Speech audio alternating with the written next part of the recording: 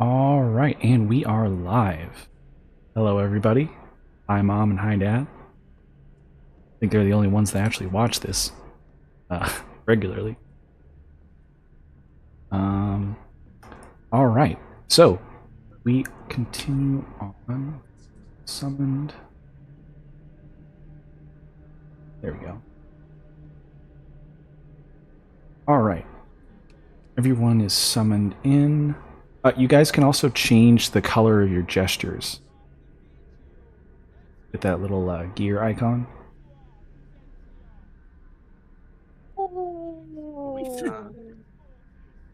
Yeah, so that makes it so much easier for you guys to point stuff out to me. Oh god, I have it on everyone. Okay. Ew. Are we all going for different colors or no? Probably a good idea. Yeah. I'm going pretty. I went yellow. Okay, dibs on hot pink. I've I gone went. dark green. Okay. Oh, okay. I'll change my green. Want to do purple, but I'm gonna take white because it's the easiest to see. Yeah. I'll do blue. And then it's T and left. Oh no. Wait, what's that? Oh. Whoa. Did you? Oh. Oh, if you ping off screen, it'll give tower. you a little Yeah. indicator. Oh, that's sick. So it makes it a lot easier to draw attention. Can I remove it, or does it just disappear after a few seconds? Yeah, it only lasts a couple of seconds. Oh, that's sick. Best update. It's better than, what is it, dragging big circles around. Wait, Yeah. wait, I gotta turn off the starting soon so people can see your guys' shenanigans. I'm gonna go light green. I think that's not confusing, is it? No. Attack here, right here, The person that summons fire is going light green. all around here, all around here. That's such a Attack right handy here. feature. All right. So without further ado, let's get started. The party is on their eponymous quest to defeat, once and for all, the evil demigod lich Vecna.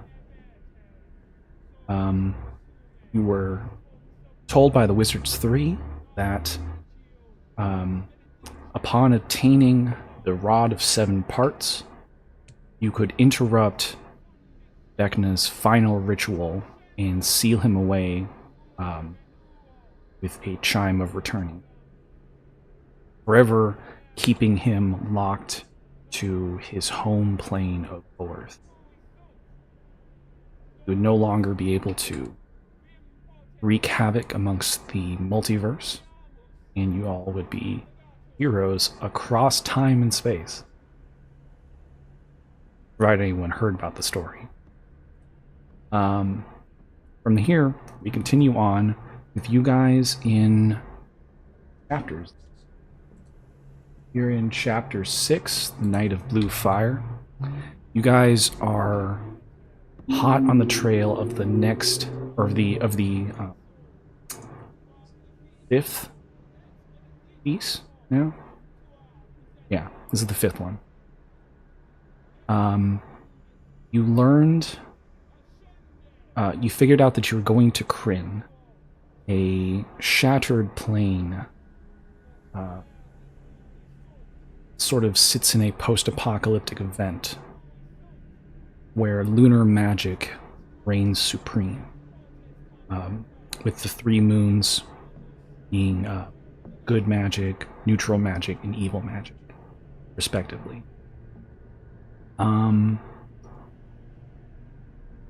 There are many warlords that operate throughout Kryn in its shattered state, and you have entered the domain of Lord Soth, terrible warlord with immense evil powers. He's attempting to dominate this section of the land by ordering his Archmagi Terramini to conduct a powerful ritual using the Three Moons Vault's towers and their lunariums in conjunction with one of the rod pieces. This created a sort of dome of red moonlight that cancels out the lycanthropic effects of Lord Soth's main enemies, the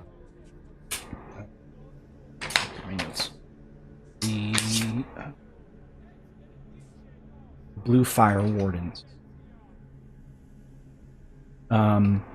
You helped out some of the Blue Fire Wardens while exploring a giant Palon tree, meeting Riffle, and defeating a massive wolf known as the Borthak to gain the aid of the Blue Fire Wardens. Riffle helped you get into Remoon's vault through a secret goat path entrance. And you guys made your way through the dungeons and up into the keep itself, fighting off several enemies, a Death Knight, a whole room full of zombies and undead that you guys just bowled over with fire. Let's see what else. You guys cleared out the courtyard by accidentally triggering a big fight with some elementals, and Morlin made one of the most hilarious attempts at intimidation I've seen in a long, long time. Sort of just making the enemies feel sorry for you as they decided to attack. From there, you guys found out the secret of the three towers, learning that using the opposite or the opposing mirror on a lunarium causes it to break down. And upon getting to the third lunarium and shining the correct light, the moon bridge where Terramini was conducting ritual that had massive wards and protection around it shattered. Terramini collapsed to the ground, and with the ritual broken, a portal was torn open, and Orynyx, the massive adult lunar dragon and trusted general, I guess, for Lord Soth, growled in anger at Terramini's failure, and she is currently encased in ice over here.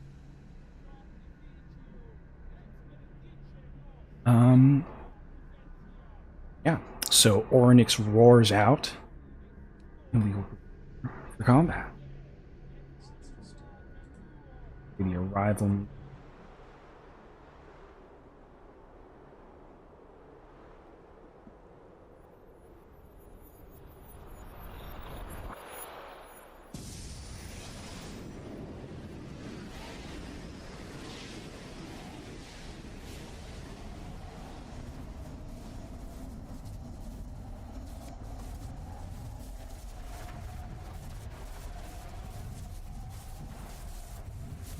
Big old dragon.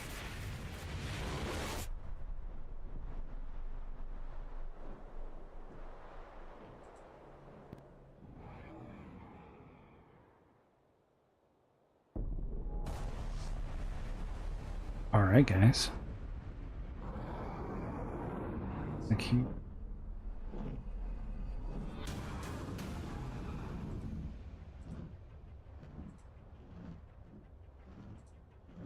It is time to roll for initiative. Okay. Oh my god, my fuzzy dice. Oh, I lost the dice. Let's see what my... Fuzzy dice. It's the one How, time I didn't roll high.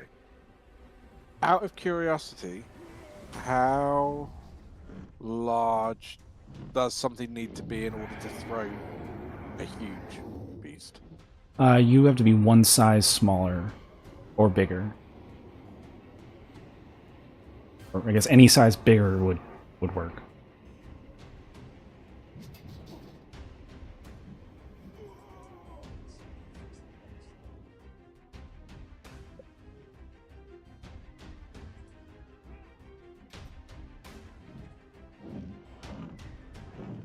There we go.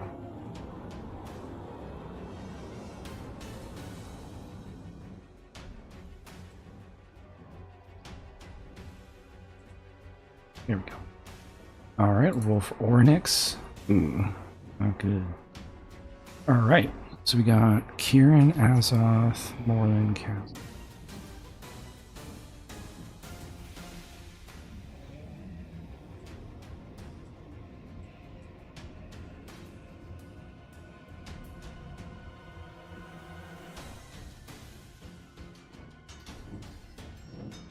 Right. Okay. I'll put Chorizo in. He's like... doing over there? He's just exploring. He's There we go. chilling.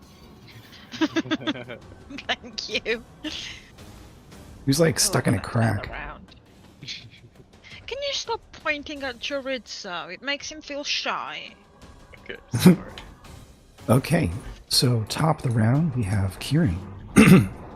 What would you like to do? Would it be possible to jump off the tower and glide behind the dragon to this door over here? Yeah, absolutely. You have the... because you go like 10 feet per 5 feet down. Something like that. Let me find the exact numbers. So it's it's about a 55-foot tower. Let's just round it to 50. Because ideally I want to get to that door.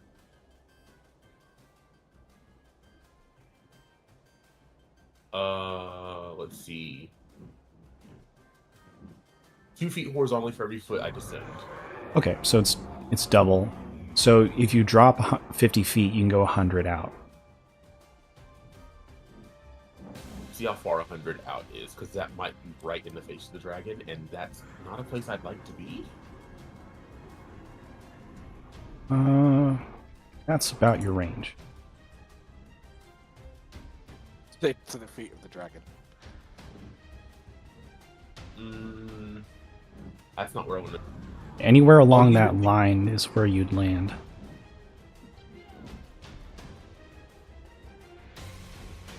I'll use it to go to the base of the tower then on the right side.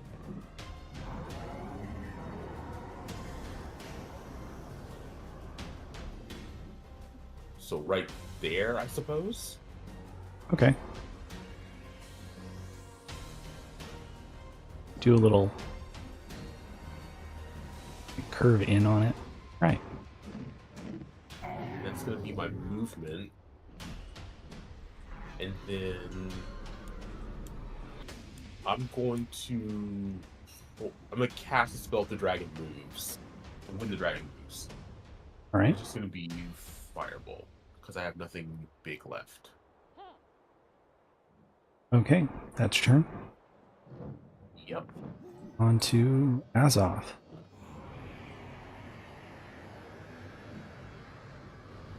How far away am I from this foul beast? About 100 feet. Maybe 90 if you're aiming for the face. Okay. And how far can I throw my sunblade?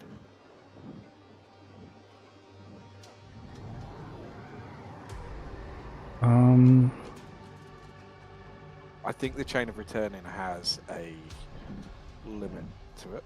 Pretty sure it's like... 30 feet. Oh, I thought it was like 60. There's a better version of that in in some homebrew. Okay, I will enter a rage. Because why the heck not? I left you with one.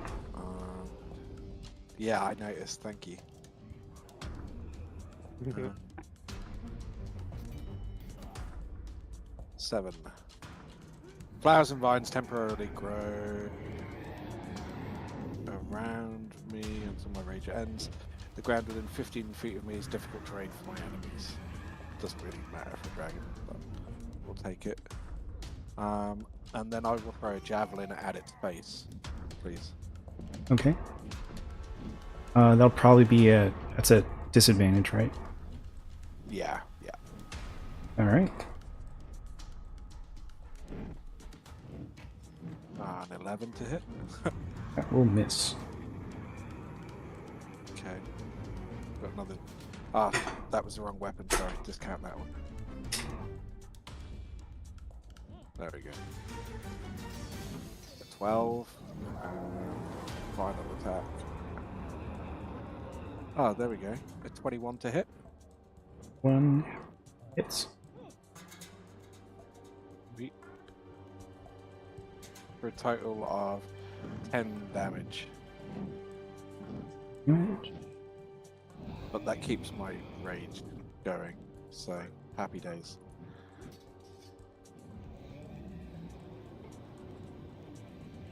And that'll be the end of my turn. Right.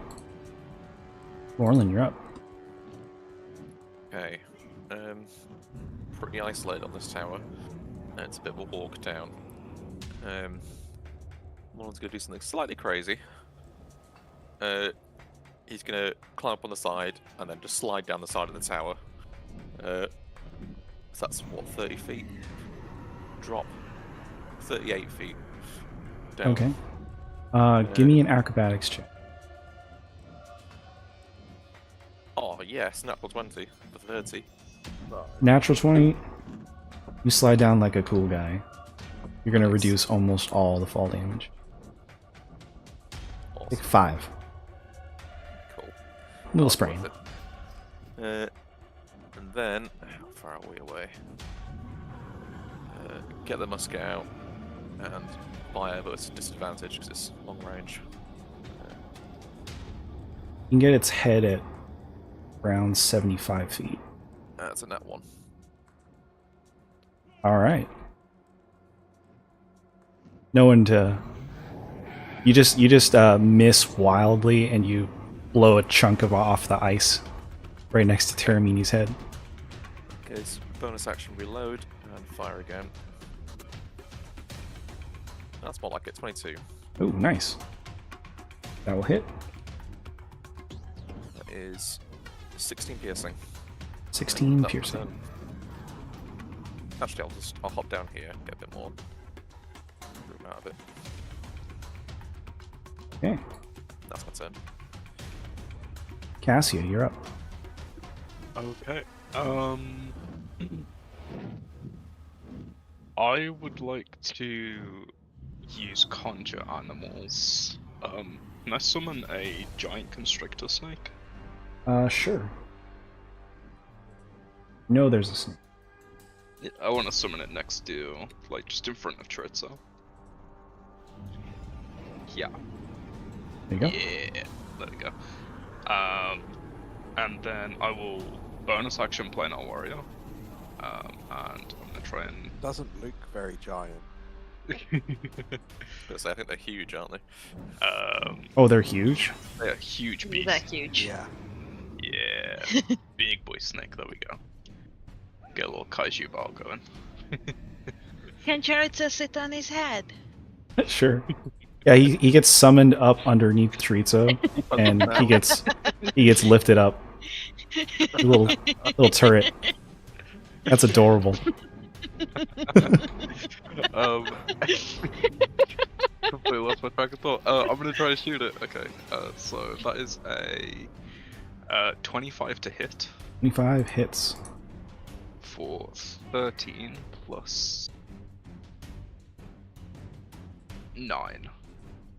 So 20 damage.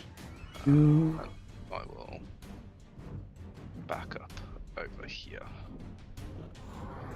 And that's my turn. Okay. Oh, actually, I Oh. can control the snake, can't I? Oh, it only has bite or constrict. Okay, that's fine. That's my turn. Seraphina and Chorizo. I'm gonna enlarge Azoth. Okay. So you getting big again? Yeah, yeah. And you're setting him to huge, right? What size is Azoth? He's medium. Right, Large. become large. All right. Large. And how far away is Chorizo from? Okay, that's too far. Never mind. That's us. All right. Oh, let me re-roll my thingy actually. Yeah, go for it. My tail dice. Yeah. Or Got one. 12. Okay, thank you. I'm done. Okay, so Ornyx is going to use his bonus action to become partially incorporeal. He's like phasing in and out of reality. Then he's going to move. That will trigger. He's going to move 80 feet. That will trigger Kieran. All right. Does a 30 hit? 30 will definitely hit. 17 fire damage. 17 fire. Nice.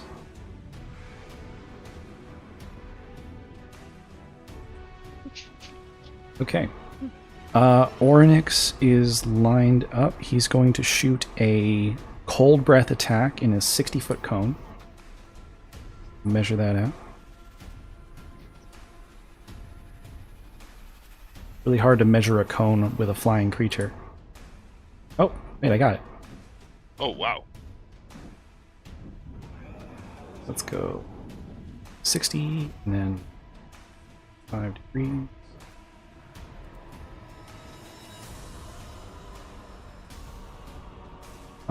Oh yeah, I can angle this to get everybody.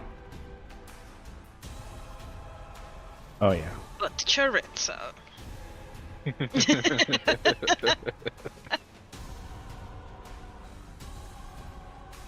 All right. So that will be everybody on the tower and the snake. Con saving throw, please.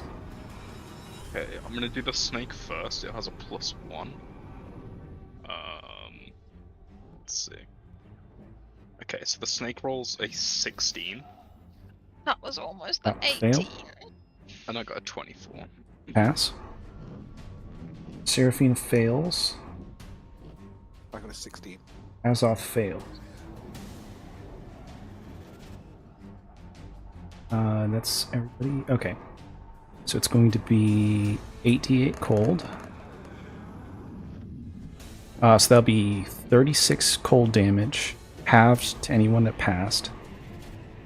And anyone that failed has their speed reduced to 0 until the end of their next turn. I'm at 2 HP. And the snake is bloodied. I am bloodied. Very bloodied. I need Seraphina. I need Seraphina and Cassia to give me a con save. And another one? Or for concentration. Oh, concentration. 16. Yes. 16. You failed, 25. right? So that you would lose concentration on 16. Azoth. Mushrooms back down. No. Wow. Cassia keeps the snake summon. Nice. That will be Ornyx's turn.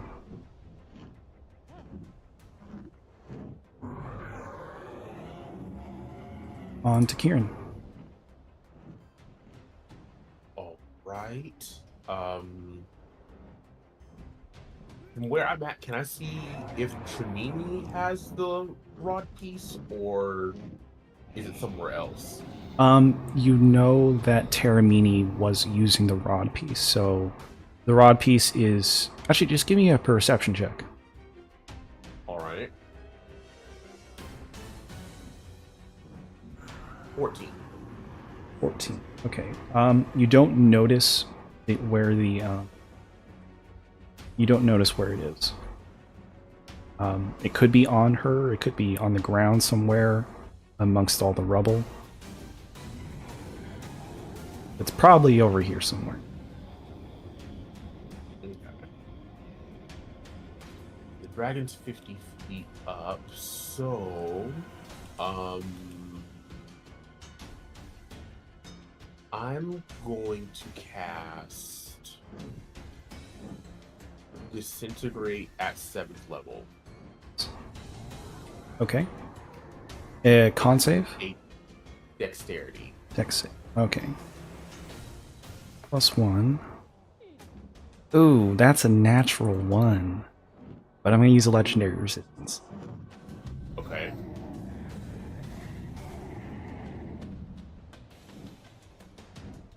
force damage. Oof. Ouch. That'll be halved. Ornyx is bloodied. Oh. Oh wow.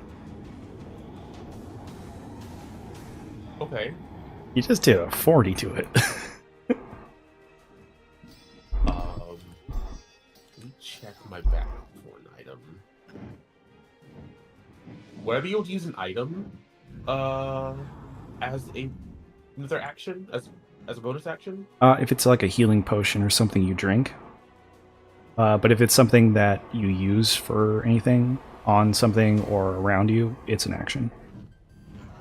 Okay. I'm going to get out a Skull of Fireball and just hold on to it. Okay. At your turn? Yeah. That's my turn. Sounds good.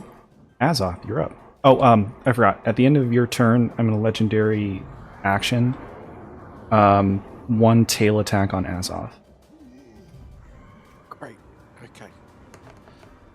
That'll be a 15. That'll miss. All right, you're up. That will miss.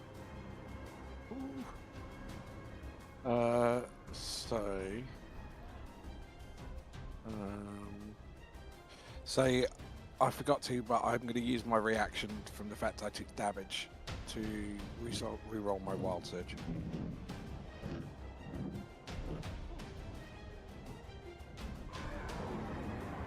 Bolt of Lightning shoots from my chest and hits at any creature within 30 feet.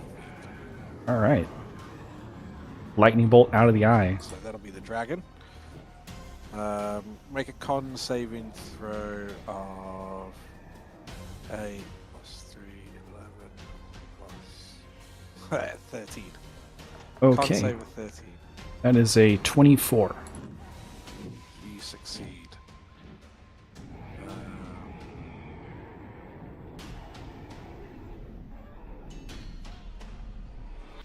There's no point rolling the damage because it doesn't say take half. Oh, okay. Can I use my bonus action to drink a potion of superior healing? Absolutely.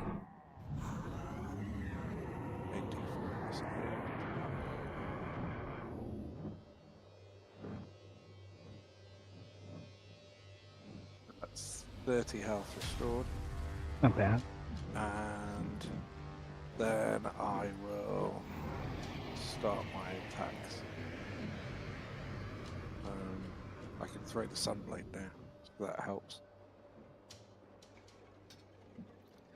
So attack 1, a 29 to hit. That will hit. Attack 2 is a 19 to hit. Hits. And attack 3 is a 14. Miss. Okay. So the first attack does 15. And the second attack does 16. So a total of 31 damage. All right. Ornyx is critically bloodied.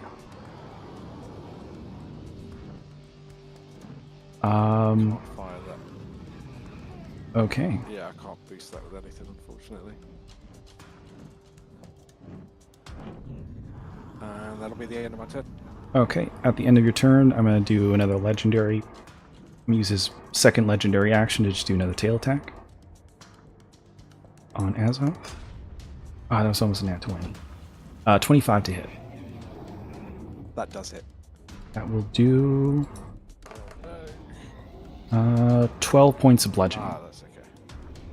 That's okay. Yeah, you're raging. Oh, which is fine. halved because I'm in a rage. Okay, that will bring us to Morlin. Okay, I'm gonna pull off one of the fire opals from my Helm of Brilliance, and I'm gonna toss a fireball at him. Right, So dex save, DC 17. one right on up there. Dex save. Yeah. That'll be a 12. That's a fail. I'm gonna use his last legendary resistance to save that. Alright, half this then. 30, so 15 fire damage. Right. That's all I can do. Cassia, you're up. Nice. When was my move speed reduced to 0? Sorry, it was until the end of this turn. It says until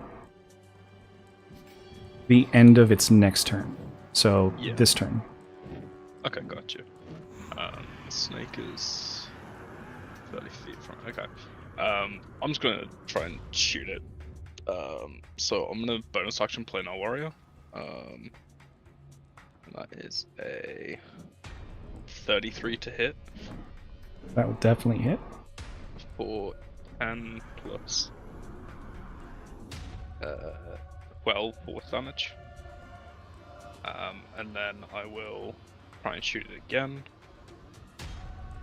with a 24 Hits. for 12 damage. Hey, Cassia, how do you want to do this? I want to throw my snake at it and constrict it to death.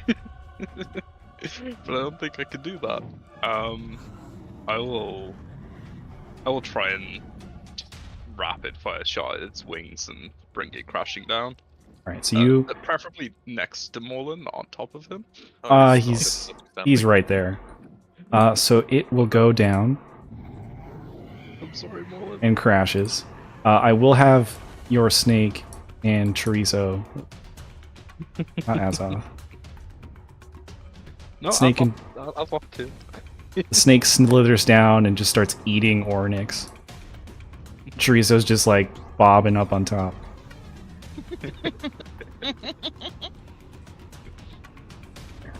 Yeah.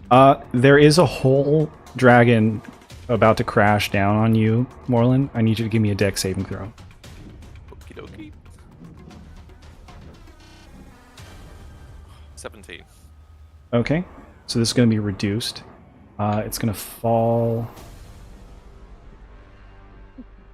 Oh no. This will be reduced by half. How much does a dragon weigh? This dragon would weigh 1,200 pounds. Okay. This will be halved. Yeah, you take 22 points of bludgeoning damage as a whole dragon just crashes on you. Ow. You dodge most of it, but in like half of it lands on your leg. The snake eventually eats around it, and like you wriggle yourself out, but your leg is super broken. Mending. Men-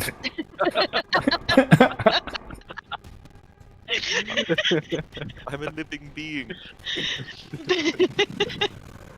Alright, we'll get rid of the old one and make a new one. Aftermath.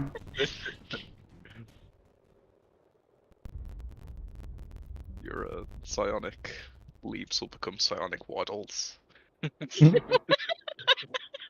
Fine, just put a big spring. Just put a big spring. I'll bounce.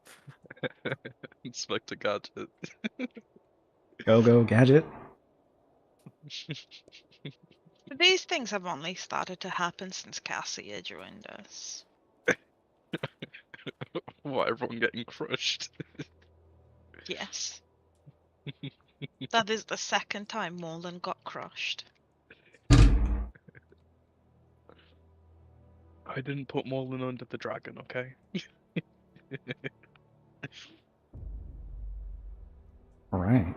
So we are back in exploration mode. What would you guys like to do now? Long rest. I'm gonna take a few bits off the dragon, like some claws and scales. Yeah, give me a survival check. Ooh, am I able to help with that? Yeah, sure. I'm running down. Would that be advantage? Yeah, just re-roll it. And guidance. Oof, that's still bad. Hopefully the guidance helps. Take a mean roll between mine Best and is Morlin. 13. Okay, yeah, so you just start ruining this dragon, and then Cassia steps in and starts taking care of business. Like you run down the tower to loot it too, and he's like cutting into it, and he's like ruining like a whole huge section of scales. Ugh. So I'll give you just roll random. So teeth, get one good tooth.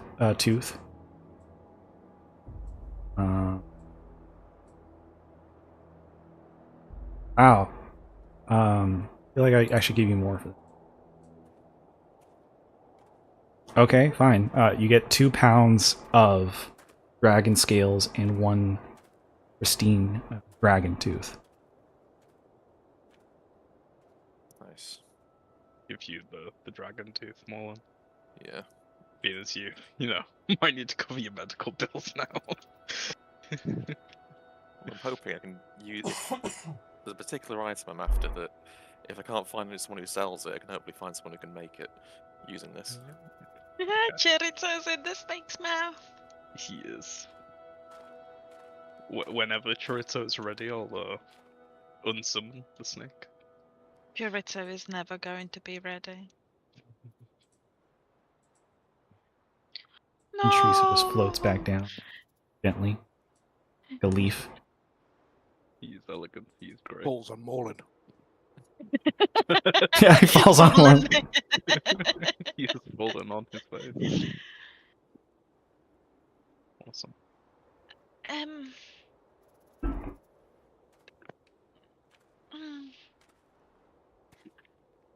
I'm gonna go looking for the rod piece. Yeah, go ahead. Head on over there and give me a perception check.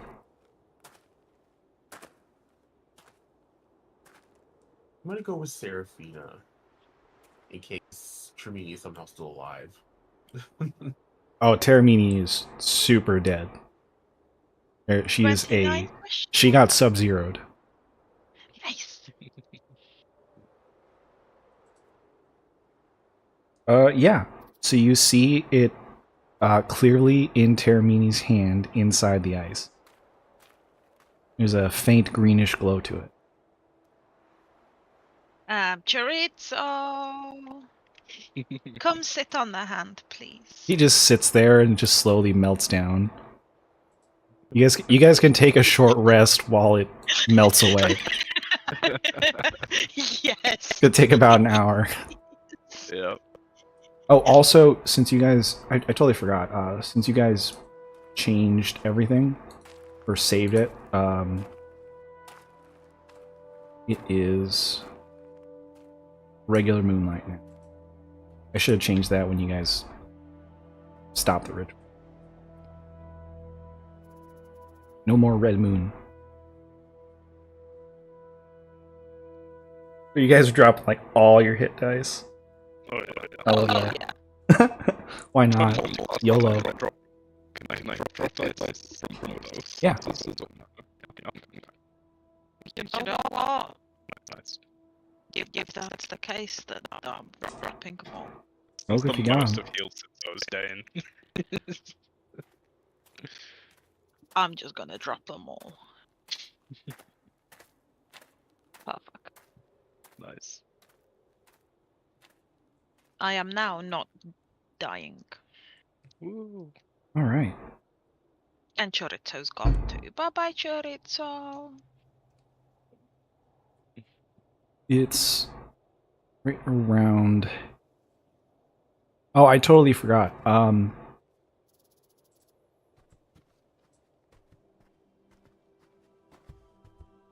Okay, Valendar survived. A Oh. extremely wounded Yeah, he was Valendar. trying to find his loot. An extremely wounded Valendar like crawls out by his hands and collapses in front of the tower over here. He has his armor. Well, you don't see his armor, but he got his armor back. And then fought a zombie beholder by himself, and he's looking worse than you guys were. Heal him, please. Fast. Sure. Let me just find what he found. Twice. I can give him a first level. Oh, you have it. 21 altogether. No, 22? 22. 22. Ooh, Math is hard. that's better. Thank you. Yay! He looks up at the moons. It's fine. Ah. Oh, the Sticks to it him. sticks to him. That's cool. Oh, that's so cool. Ah, finally. Ow! And then you hear a bunch of like really quiet, like. Little O's. Yeah. You've dealt a great deal to Lord Soth. Here, this is yours. And he throws you a sack of gold that he looted from the dungeons. Nice. So, in the sack, there is 1,900 gold, 10 gems worth 100 gold each, and 6 paintings worth 250 gold. All together or each? Each. How many paintings was that? 6. 6. One vault was empty, one had a beholder zombie, one had his gear, and luckily he found his gear first. He ended up using the greater healing potion and spell of scroll of stone skin that he to fight the beholder. I'll make that 4,600 gold in total, or 920 each. Nice.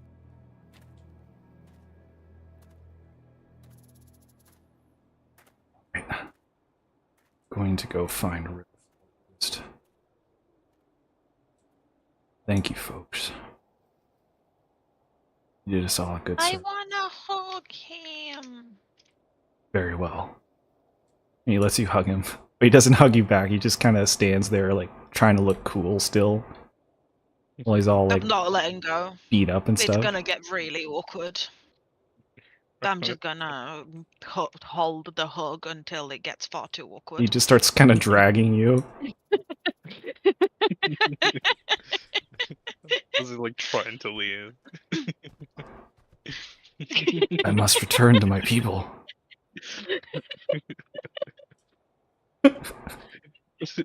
Just, like, hugging him around the waist and getting dragged. Oh, that's cute. Okay, bye! And and then he just gives you guys a solemn, like, nod and rushes off into the night to find his brethren. And you hear Oh howling. no, you're grabbing me with him. Oh, did I? Seraphina's gone after him. I totally killed Seraphina's Seraphina. gone. Don't read into it. There we go. Finally happened. Whoops. Yay, rod piece! Woo. Yeah, and Was you it the rod piece specifically that the dryad was after, or was it like another item? you gave her a magic item to keep the Palon tree alive. She's just gonna have to keep finding magic items for the rest of eternity. Because, Ah, okay. like, you're not gonna give back the rod piece. You need that. Can we put her in touch with our trader that finds things? Actually, that might be a good idea. I wanna go back and I wanna give some more magical items. Okay.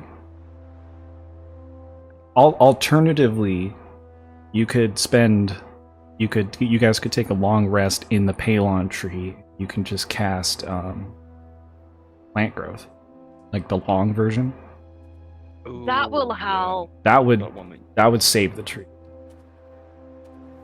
Remember that one time at Kresk? You don't talk about Kresk. I've never heard of Kresk. Kresk never Um, existed.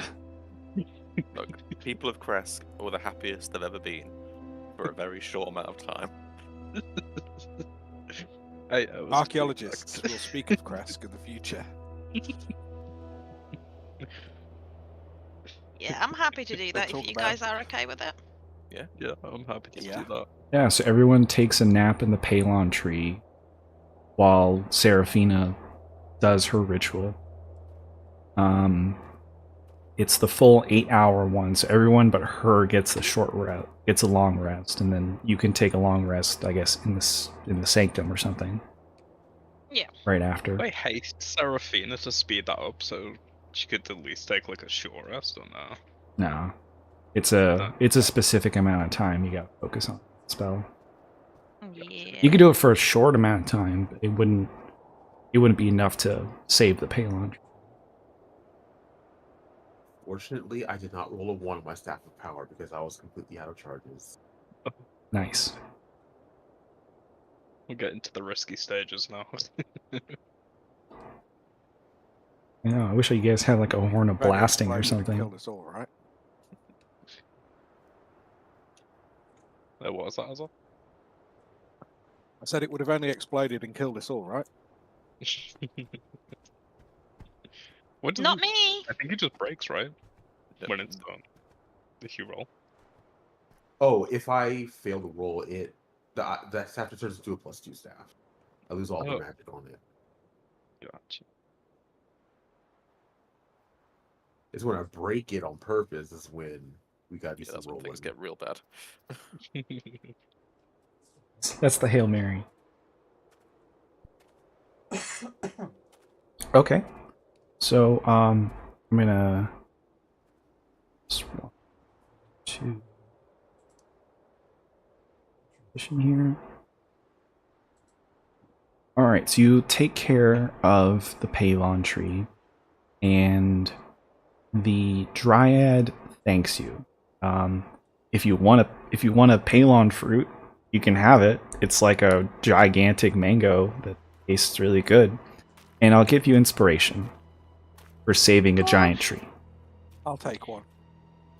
Can I be cheeky and ask for 2 because Sangzor also needs one? You literally save the tree, and there's like hundreds on the that just grew over the course of an hour. You guys can help yourselves to Palon fruit. Yay! Do they give us anything magical if we eat them? Nope, they're just really tasty and a favorite of the Borthak. There's a mild magical essence to them, but you get the sense that that's just why the fruits are so big. Yeah. The only magic that you need is to give to Sangzor because then Sangzor's happiness is the magic that you get. Valid. All right. So without further ado, head on back to the original, slightly smaller tree, and warp your way through. Back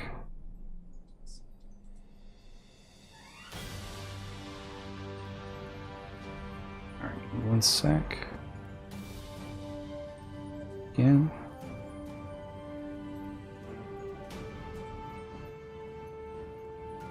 As no.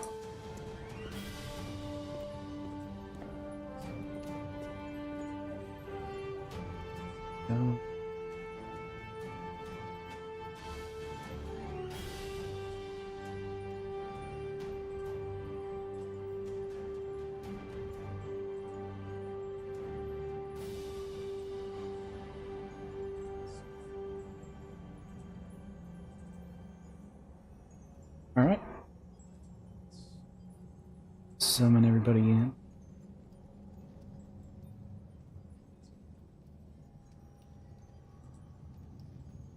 All right. You guys are back in the sanctum. The Wizards 3 are having tea as usual. Morning Canaan is over here in the search room. Or he's over here. Something.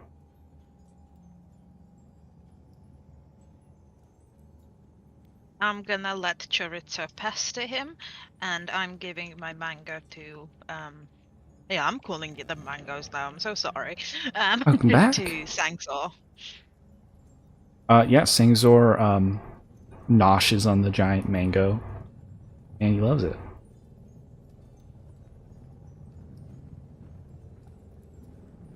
Oh, that's right. He can talk now. He can just talk whenever. Yeah.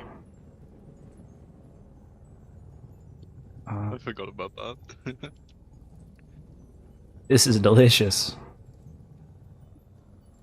And he takes half of it and walks over to Azov. Brave Mountain King, I have an offering for you of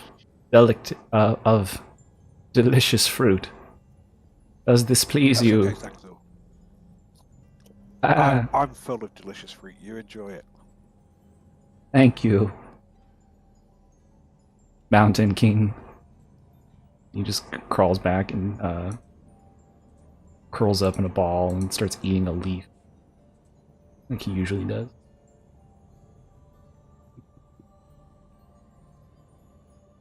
You know, he's very annoying when you guys are gone. He likes to... I don't believe that for a second. Keeps asking weird questions.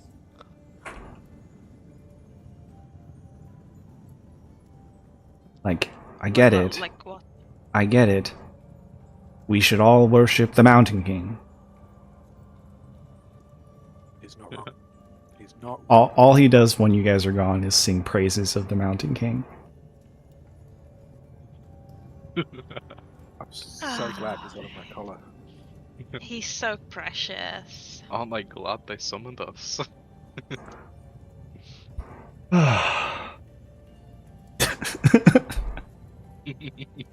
Regardless, how did you all fare? You look a little rough. That was much worse than everything else we've faced so far. Well, we suspected that they'd get tougher as they went. The rod is more powerful with each sequential piece.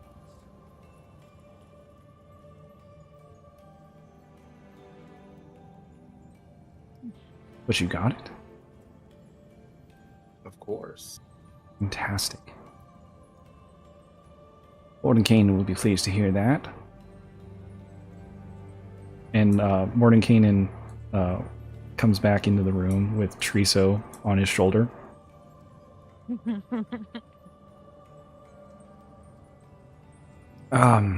Congratulations. Oh, we are. Okay. I was stuck on like blue screen. Sorry, that's my bad.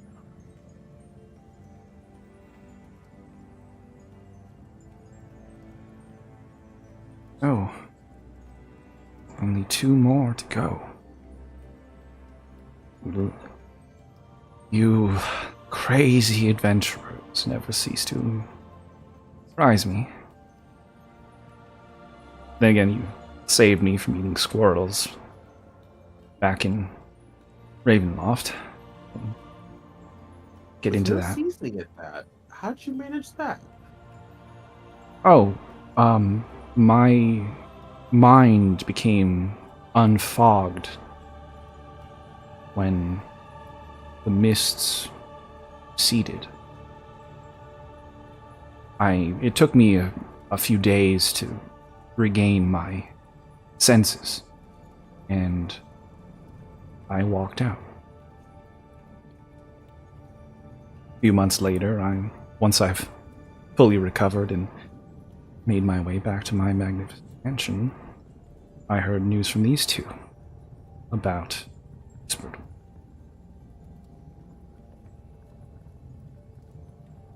And that, as they say, is that.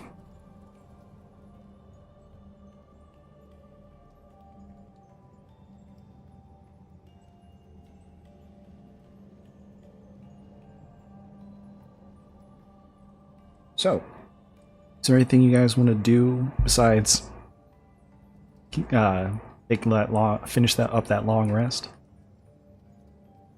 I think if we sell what we got from the werewolf guy, Sure. I think that was 920 gold each. Was that as off? Was that sorry? Was it 920 that we each got for Yeah. certain stuff? Okay. Ooh, do we get a level up? And then This is you also level up.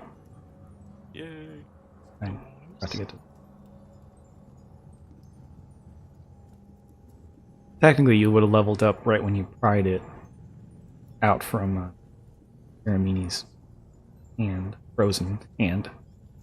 You mean when Chorizo gently melted Sure. it?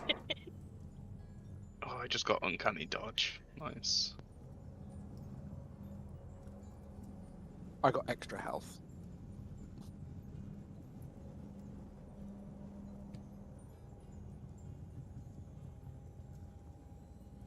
Also, while we're back at the Sanctum, Here's a little 16.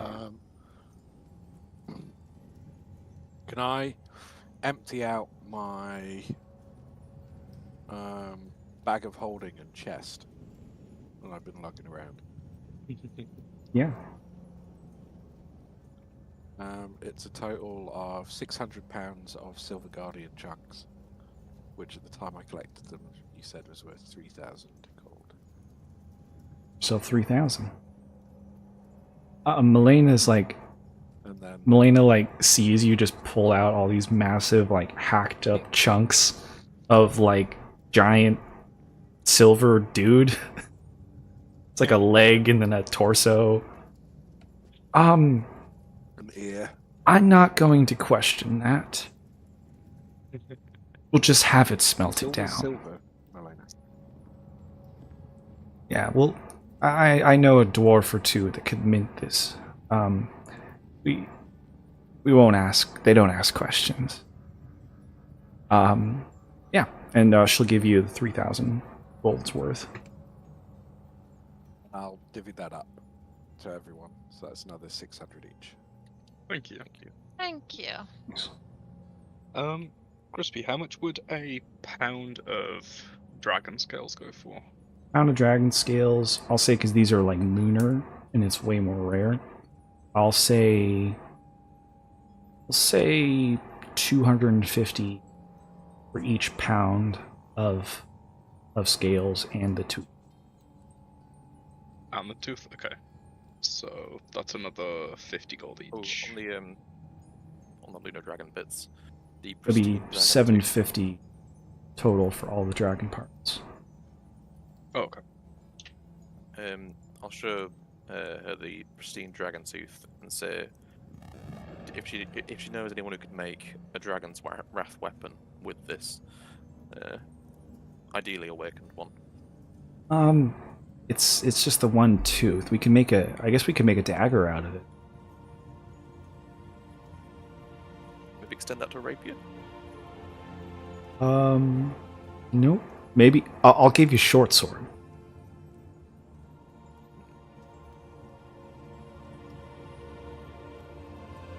That would be awakened one. Sure.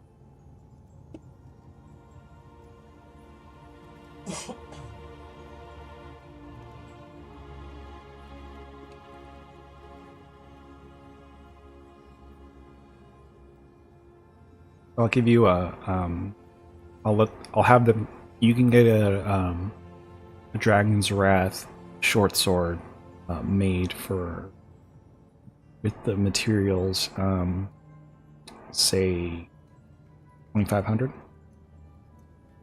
Sure. Hand that over. That's for the Wakened one. Yeah.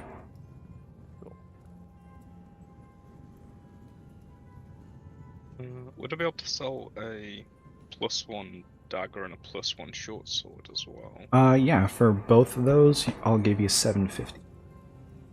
No. It's a deal. Slowly edging closer to that 8k for a tome.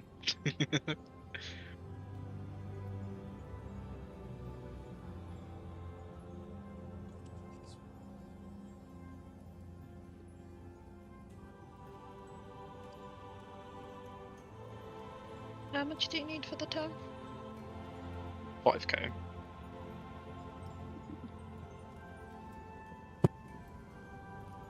If you want to be technical, 4,930. And you're going for the on one?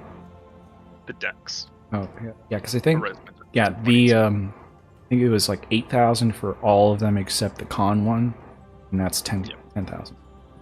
Mhm.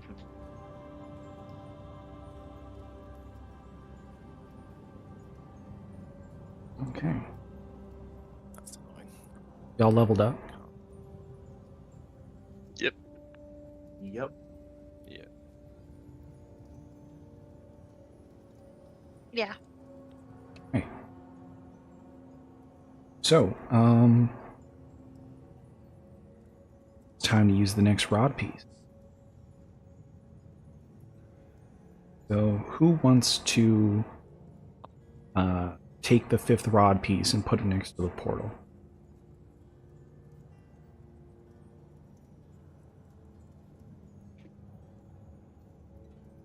I feel like that could I'll be do it. Yeah. Oh, no, you carry on. I was just gonna say, I think that should be maybe a Kieran or Cassia thing, because Arcane and Astral Elf. But if you would like to try Seraphina, No, I'm happy for Kieran more to than do it. happy. If Kieran wants to do it. Or you. I don't want. I'm pretty sure this is the first time we've been asked, so I feel like it's a trap, and I'm willing to let any one of you do it. I'll go for it. Kieran, you take the next rod piece, it up to, you see visions of a tropical archipelago.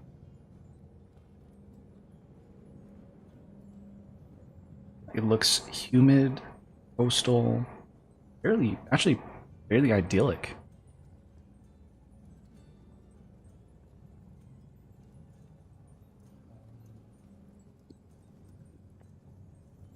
And you get the sense through the magic of the rod piece that you're looking into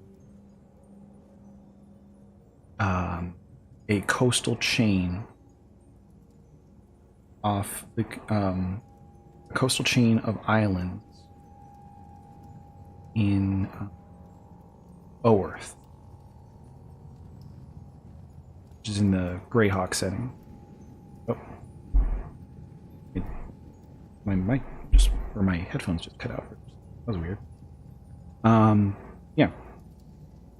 So you see Oerth, and if you want, you can give me a history check to get a little more info.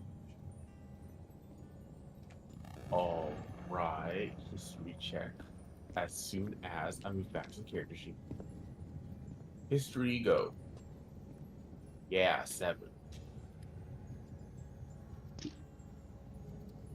Give you advantage because any of the wizards. Okay. That's 15. Okay. I'll give it to you because they can help you. So this is a place in Oerth, which is in the Greyhawk setting of D&D. This isle, known as the Isle of Serpents, was once owned by vile archlich, a Sararak. Sararak demolished settlements across the island, stealing treasures and killing indiscriminately. He then built one of his infamous tombs near the coast. This is the same guy that made the Tomb of Arcane Horror, like way back in first edition.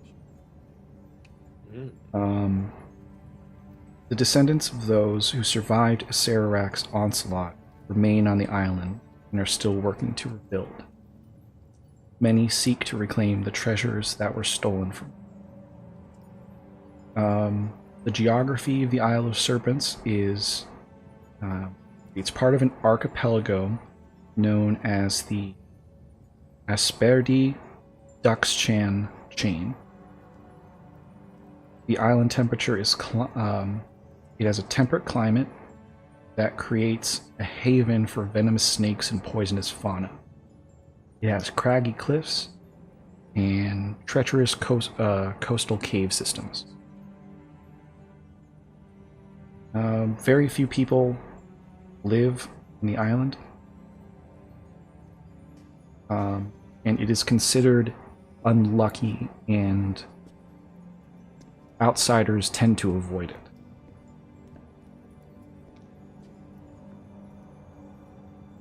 Legends speak of Sararak's infamous Tomb of Horrors, a deadly labyrinth filled with monsters and puzzles. Stories state that the Archlich created similar tombs to guard precious magical artifacts. One such tomb is located on, known as the Tomb of Wayward Souls.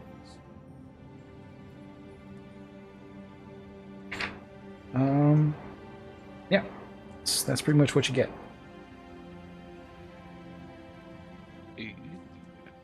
So the next rod piece is pointing to somewhere deep within the island. It could be the Tomb of Wayward Souls. And it's definitely the Tomb of Wayward Souls. I had a lot of fun making this dungeon. Seraphina's going first and Why checking couldn't it be everything like- for traps. Why'd I gotta be Yeah. like that? Why couldn't it be like the Tomb of Plush Pillows and soft lighting? You gotta go to a... You know, honestly,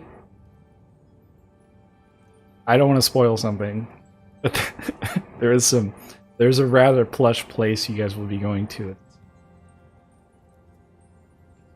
Better be Hello Kitty Island Adventure. Maybe not that far. Yeah.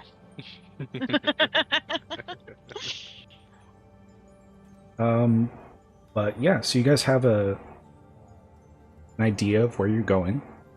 You're heading to a coastal island known as the Isle of Serpents, and somewhere on that is the Tomb of Wayward.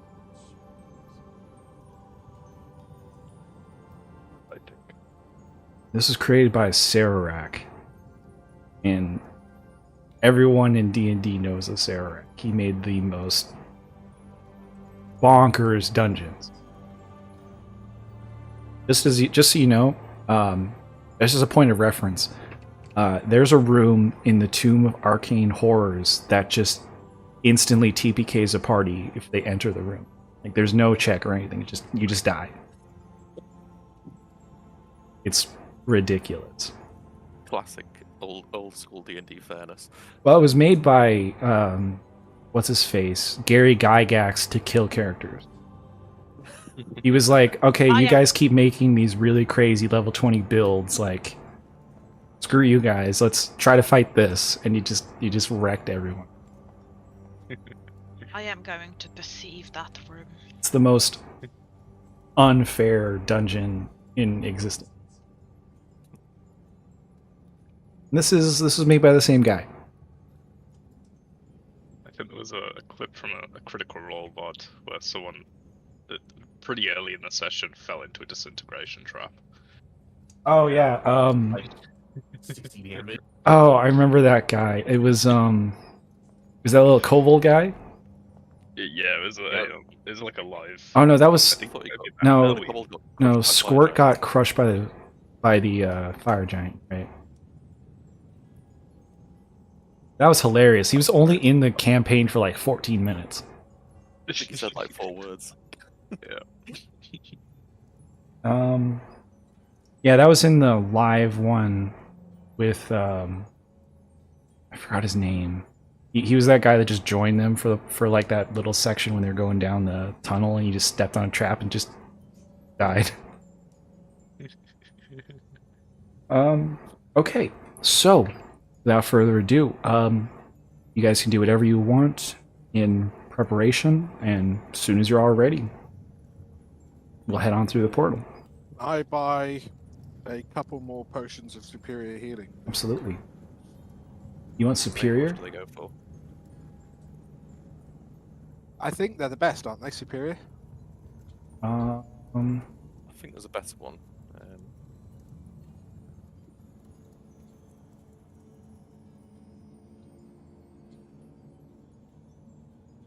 the best one is supreme. Supreme, yeah. 10d4 plus 20.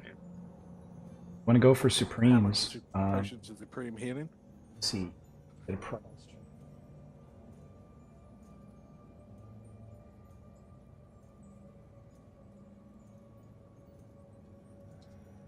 In case you guys wonder, I use either the stock one or the fair for the sane prices web tool. So Supreme is going to cost. There's no way.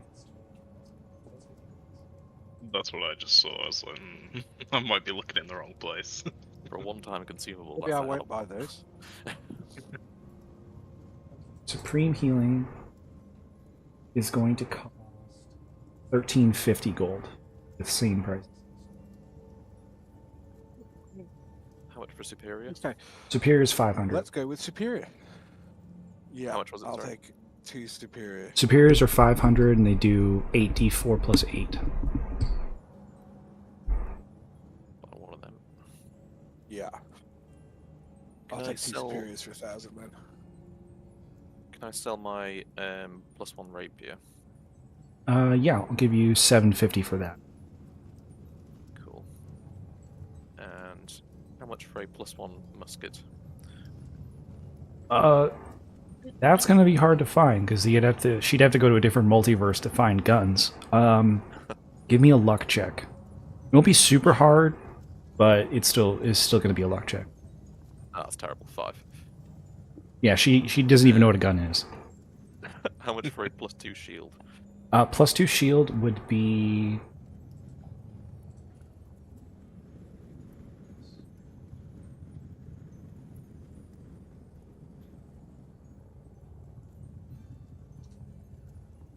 Uh, 1,000.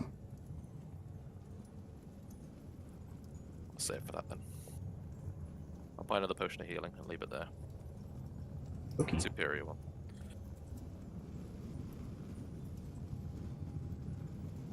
I'm gonna learn a couple of spells. Power Word, Stun, and Sequester.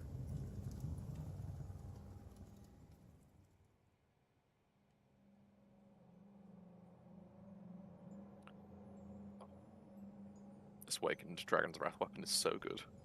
Combined with the Helm of Brilliance. So I now do 1d6 plus 9 piercing, plus 1d6 fire, plus 2d6 cold, and then plus, if I do the Psionic Strike, plus 1d10 plus 2, what is it, force damage on a hit.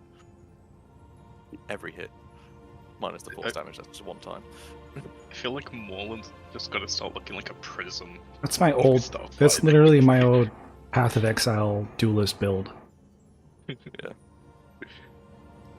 Like rainbow, like visual doo-doo everywhere.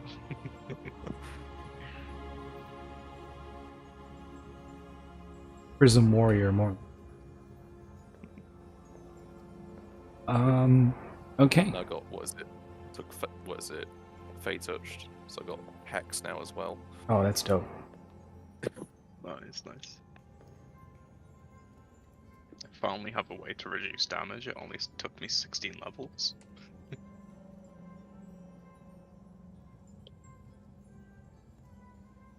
Okay. So, you guys ready to go through the portal? I'm all set. I'm ready. I am set. Give me 1 sec. Gonna up the filter.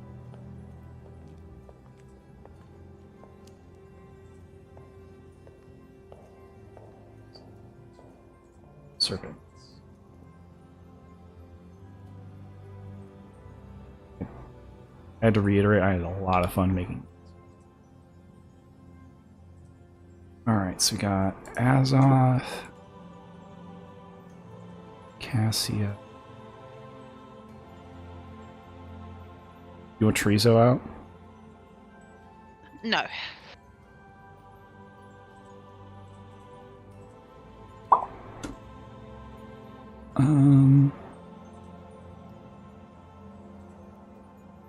Here. Okay, let me set up. Too many tabs.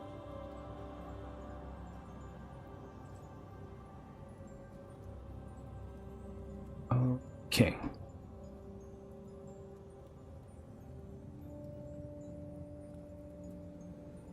Get the music going.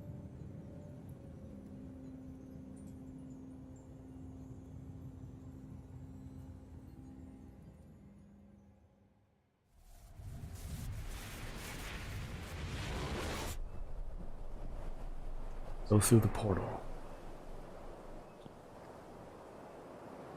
And are immediately met with sounds. You feel the warm sea as you gaze upon the craggy shore island. Rising from the lagoon's depths are tentacles that lash towards the beach at a group of panicked people dressed in hiking gear.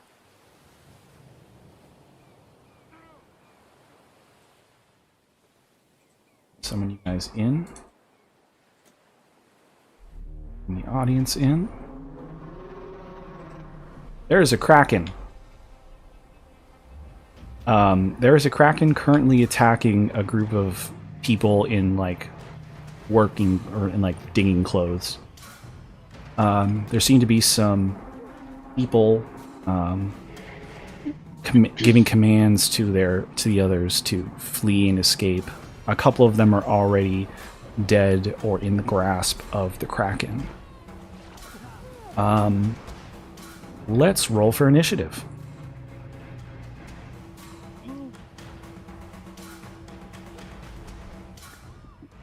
You know how it didn't work out with the dragon?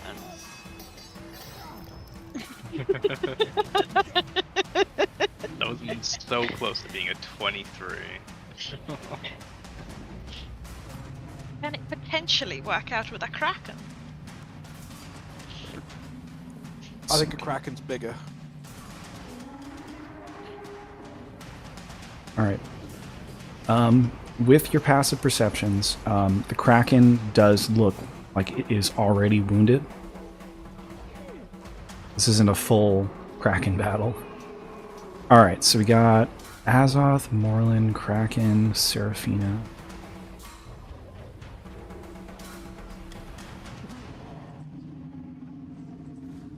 Azoth, Morlin, Seraphina.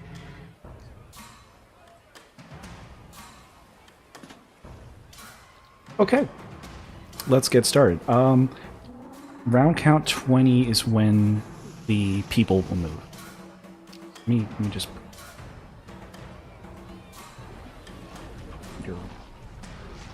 Okay. Azoth, you're up. And just so you guys I know, will the make Kraken range. counts as a disjointed hitbox. You can do damage to any of the tentacles and not just the head. Sweet. Okay. Yeah, let's save a man. You count 15 people around the Kraken. Oh, I didn't mean to roll that dice. I don't know why it rolled. That's-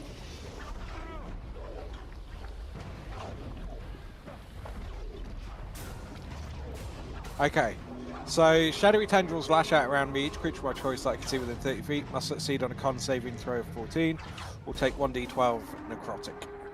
All right. Barely get that. What's That'll the just save? be, I think, the 2 tentacles of the Kraken. 14. 14 what? 14. Sorry, I already closed it. Con. Con? Okay. Constitution save. Yeah. That'll be 28. So it succeeds.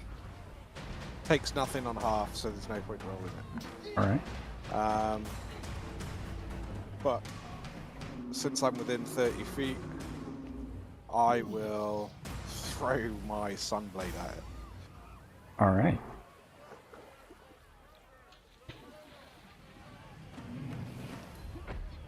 $15 to hit.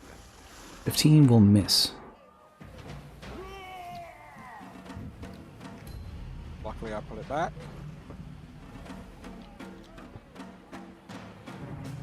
$19 to hit. 19 will hit.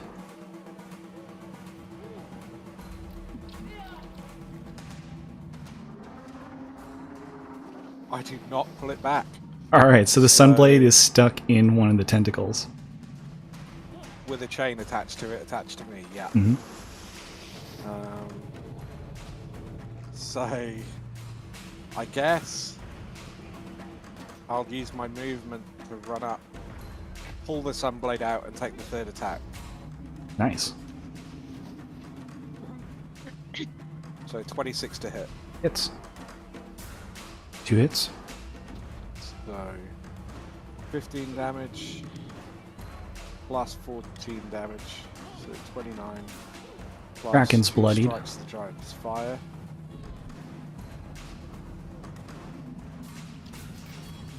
So an But to be fair, it additional started like 6 fire almost damage. bloodied. Okay. So- And that'll be the end of my turn. okay. Moreland, you're up. Okay. Simple over to this one. Let's try out this new sword. First attack. A 27 to hit. All right. That will hit. So that's 13 piercing plus 1 fire plus 9 cold and sonic strike for 3 force. Next attack. 21 to hit. Hits.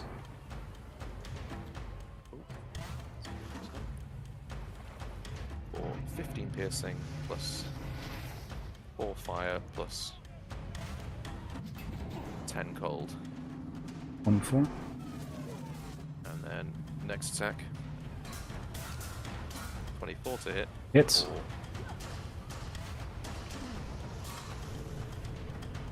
12 piercing plus 2 fire plus 9 cold. Oh, that was a lot of damage. Yeah. Then I'll leave it there. All right, you do enough damage to destroy this tentacle. Nice. All right. The people are going to run. Get a full dash into the hills. These 2 clerics will cast a protective ward around them. It's like shellers. Whatever, they make a shield. This guy will try to run, but he will get opportunity attacked by the Kraken.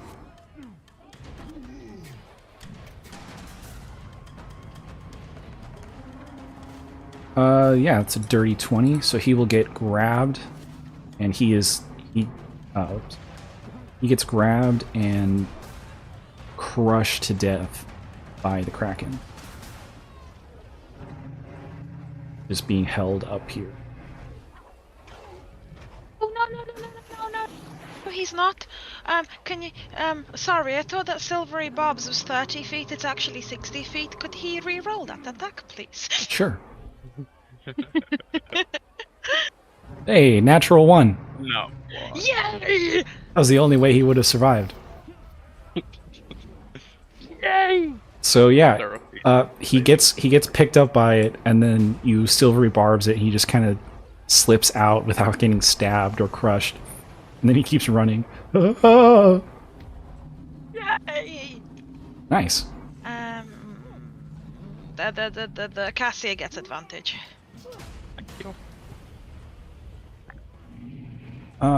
It won't be enough to save. Well, they can only get the one. He only has the one reaction. These guys managed to get away.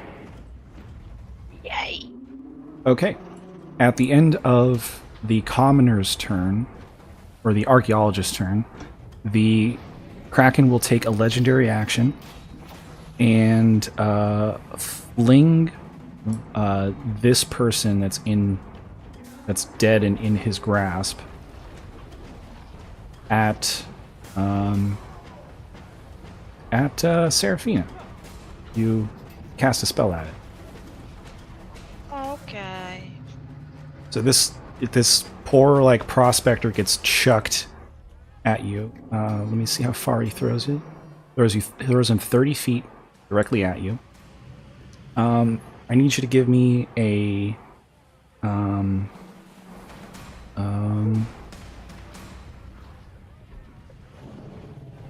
I need you to give me a dex saving throw. Not 20. Nice. So you just duck, and the guy continues to fly the rest of the 60 feet over your head, and just lands dead over there. Oh, poor dead guy. That'll be the Kraken's legendary action onto the Kraken itself. The Kraken will move this tentacle over to Morlin. And he's going to make 3 attacks. The head is going to move up to Azoth. So it's going to make a bite attack on Azoth, and then 2 tentacle attacks. One on Azoth and one on Morlin, and then if he gets Morlin, he'll fling him. Okay, so the bite on Azoth is a dirty 30. That'll hit. You take 27 points of piercing damage, and because you're a medium-sized creature, you get swallowed up by the Kraken. Kraken will then take a tentacle attack on Morlin with disadvantage.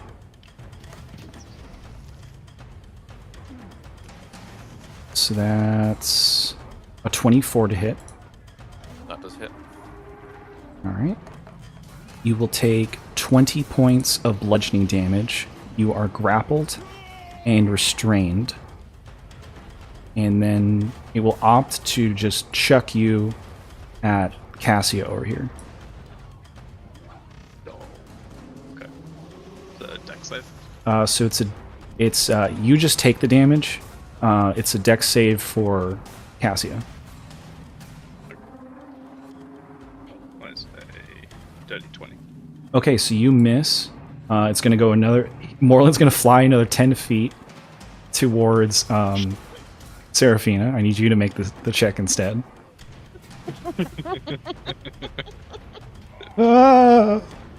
No, that was almost another 20. Okay, so Morlin smacks into you. You're both bowled over.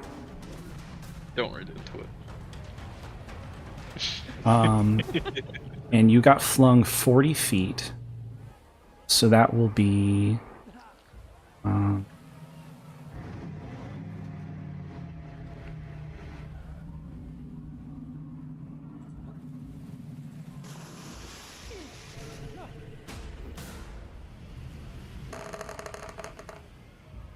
35 points of damage to each of you. Ow. And you're knocked prone. I'm gonna use my Also crispy. Sonic Shield to reduce that a little bit. On myself. By 4. Yeah? Azon? Can I also hit the Kraken with a Hellish Rebuke from within side, please? Oh, yeah, sure. Since it damaged me. I'm going to say it can't save because you're, like, inside it. Okay, so it takes 12 damage.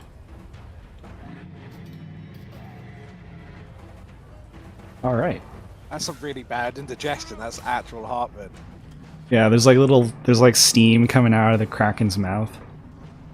Okay, that'll be the Kraken. On to Seraphina. You are prone. Hey, I'm gonna get up. Yay. Movement. Thank you. And then I'm gonna move over here. Look at him. Summon Chorizo. And give him indigestion from the outside. Okay. Just gonna... Can you summon Chorizo? How do I? There, please. Thank you. Okay, so he bursts into flame and will hit this tentacle. That's a dex save. Yeah. That'll be a 12. He fails, so he will take 5 damage from Chorizo. Right. And then I'm just gonna aim for his head with Scorching Ray Oh boy. at 5th level. So that's 6 rays altogether. What have you done? 28, Hits. 30, Hits. 30, Definitely hits. 27, and 26. Oh, and one more. Did I roll 5 times? You Yeah. rolled 5. So fine. Yeah. And 21. They all hit. Okay. So that's 6. What is that? 12d6 plus 12d8. Yep. No, 68. 12d6. 12d6 plus 68. Let's guess. I love it. And that will be... Oh no. Oh, there you go, There we go. 59 Ooh, damage. damn. Okay. The Kraken will take 59 points of damage. That will critically bloody it.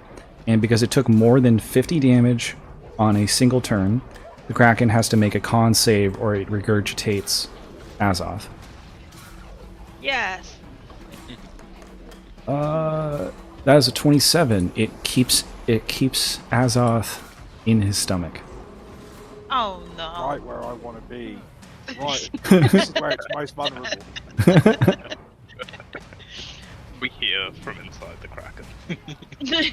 I want to know how it's going to defend against the inflict wounds from within. Oh god. Okay.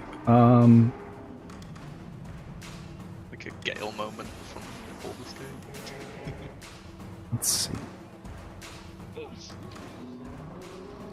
Oh, I forgot. You take acid damage at the start of the Kraken's turns. Oh, but that was before you got swallowed.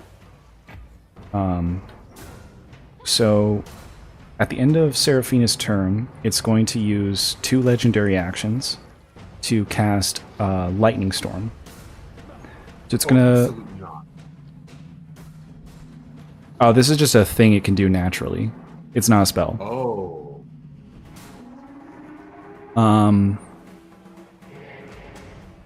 Yeah, this is a massive monstrosity, titanic monstrosity that has a bit of elemental magic or storms in it. So it's going to make 3 bolts of lightning. So I'm going to make. Oh, I get to do. So it's going to make a lightning bolt on the 3 of you right here. So I need Cassia, Morlin, and Kieran to give me a Dex saving throw. I am going to use the Elemental on that. That is a 2. Let's try that again. That's a 1. Oh no. Ouch. Morlan's not having a good time. He started off so. So Cassia passes. Let me just double check. Cassia just passes. Oh jeez. Morlin fails, and Kieran fails. Alright, so the 3 of you, or 2 of you will take the full damage. Alright, so it'll be 30 halved to Cassia. I'm bloody. And that will be Kieran. You said 30 damage? Yeah, 30 lightning. Alright, that brings my ward to 7. Alright, being hit by that, Kieran's going to magically respond with... Yeah, you know what, why not? He's gonna cast an 8th level fireball. Ooh, big old fireball. Alright. He's gonna aim right for the eye. Fireball's 20 feet, right? Mm-hmm.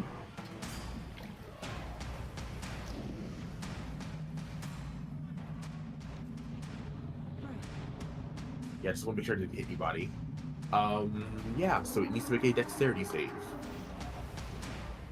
Don't get worried about hitting somebody, Kieran. You forget I'm inside of it. You have total cover against attacks and other effects outside the Kraken. Yeah, you're totally safe. Well, That has you're like not a you're not totally half safe, anyway. but you're safe from this. You're actually in quite a lot of danger. I'm in danger. All right, so fireball on the Kraken. That's a dex save. 24. It missed, unfortunately. So it's gonna take...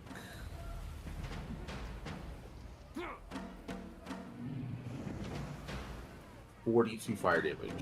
Okay, out to 21. It's critically bloodied. Oh. Nice. Actually, I think it was critically bloodied on the last hit, on when Seraphina lit it up. Is that your turn, Kieran? Yes, it's gonna be my turn. Okay. Cassia, you're up. Okay. I'm gonna make 3 separate attacks. So I'm gonna shoot the tentacle in front of the Kraken first. So that is a 18 to hit on the tentacle. 18 just hits. Okay. So then it will take 16 piercing damage. 16. And then I will teleport 7 feet. And then I'll make an attack on the Kraken's head. Also bonus action playing a warrior. And that is a... Oh, that's a 16. That will miss. That misses, okay. So... I think because I missed my second attack, I don't get my third one. So I will just walk as far away as I can from it. Okay. Yep, and that's me. At the end of your turn, it's going to use a legendary action to grab chorizo.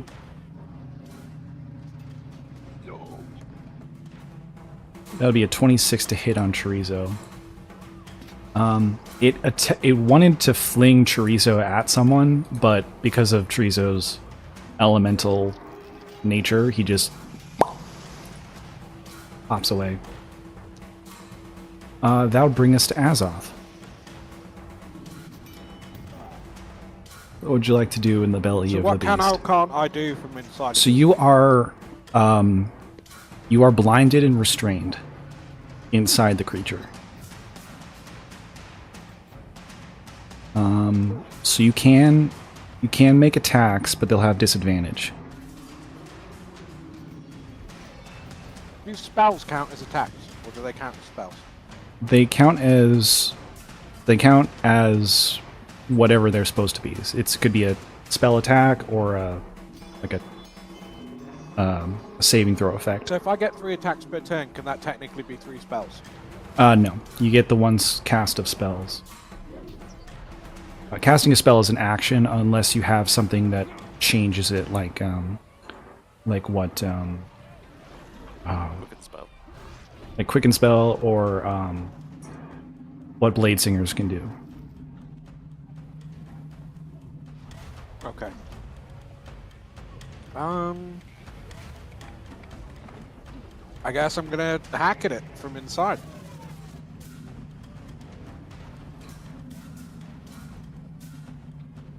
An 18 to hit. 18 just hits.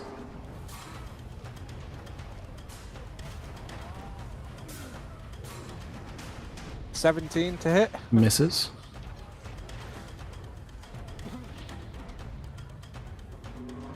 And 26 to hit. Hits. 2 hits.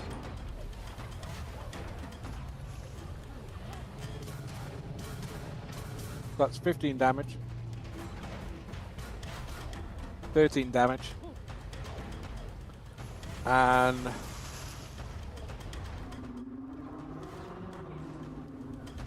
an additional 15 damage. You had just enough right before the strike of the fire giants. How do you want to do this, Asa? For people to see my sunblade pierce it from the outside and then just cut up, and I'll step out. So you guys just see this like lightsaber pierce through the Kraken as it falls over dead. That looks really dumb. And yeah, Azoth, the Mountain King, strides out victoriously, covered in, like, just absolutely covered in squid guts. I look at the pie and say, see, I told you exactly where I wanted to be.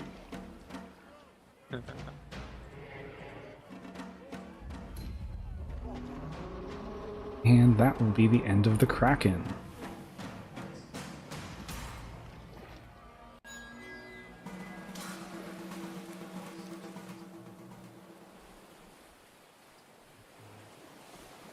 We are back in exploration. Pull myself up. That really messed me up. You got yeeted. Yeah, I took a lot of damage there. Yeah, it does a 3d6 for every 10 feet it throws you. Jeez. The clerics will deactivate their spell, and all of the archaeologists sort of gather, all the ones that are still alive. Only one of them died. That was pretty good. I only took 13 damage, despite being eaten alive. I know. It was gonna do a bunch on its next turn. How much? Like, what would it have done? 12d6 acid. Average of like That would've been 42. okay.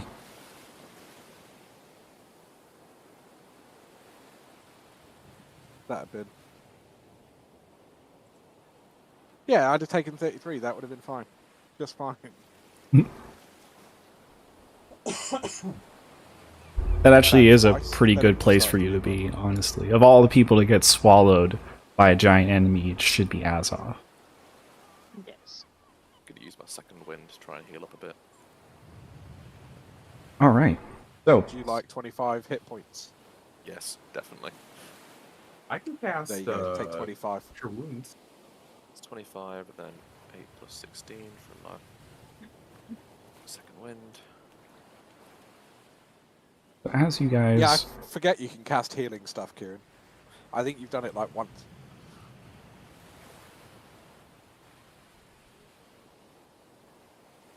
Let's see. Oh, go ahead. Save the cure wounds for now. I'm back above. I'm back above 100. Go ahead and finish your healing. Okay. We'll give you a second level Cure Wounds. Let's see what that's going to give you.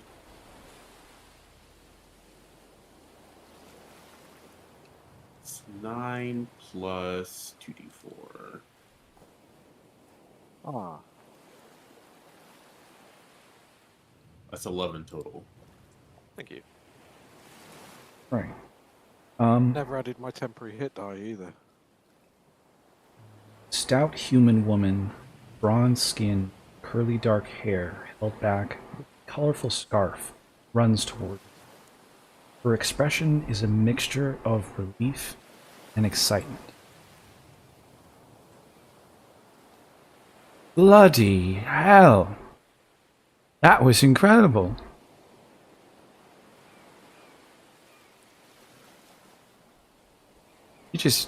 Where'd you folks come from? You just walked out of a rock. And not that I'm complaining. It's just unexpected.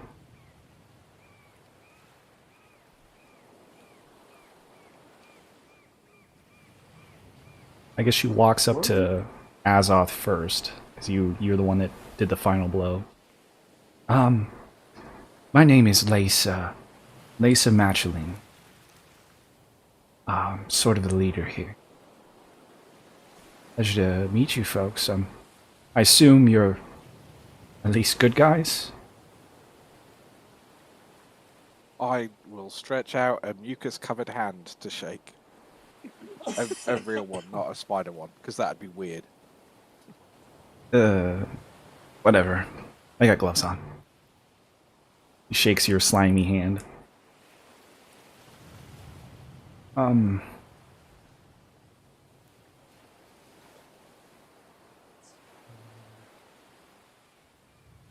So, like I said, my name's Lisa.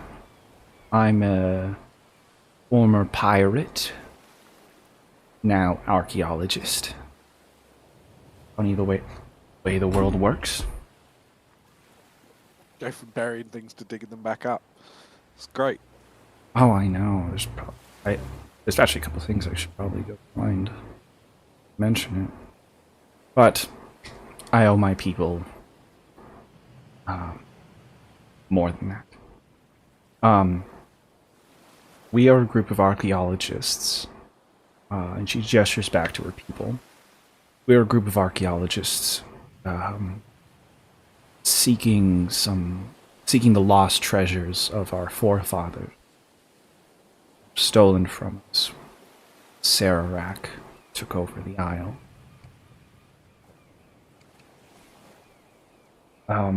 Please come. I would like to speak to such capable adventurers in great detail. Perhaps we can make a deal to pay for your aid. What brings you folks here anyways? A few people I know travel via portal. Only one of you looks wizardy.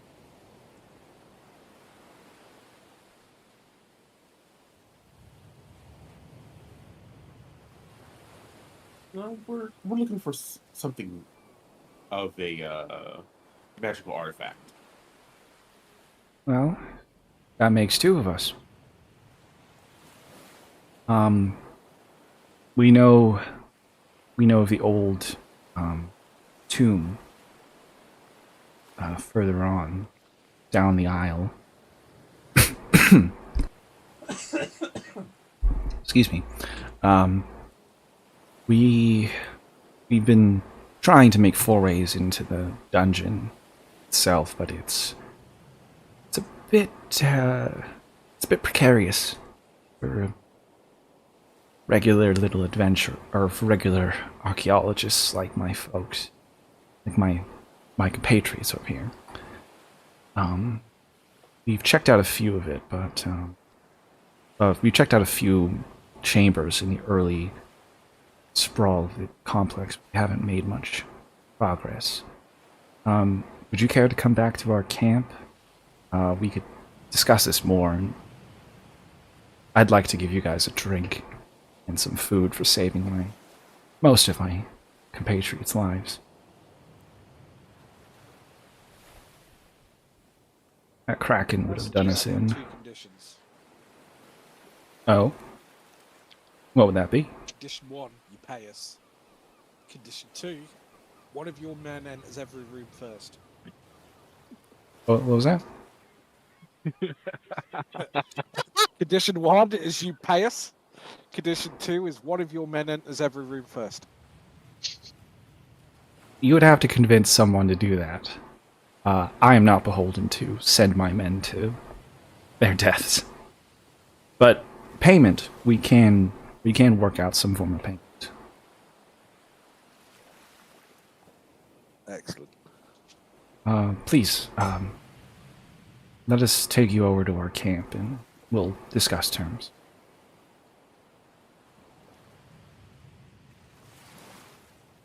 So I'm gonna...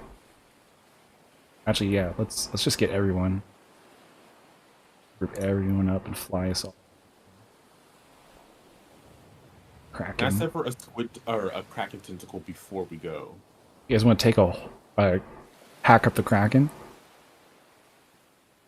Yes. Okay. Yes. An eye and a tentacle at least. Give me...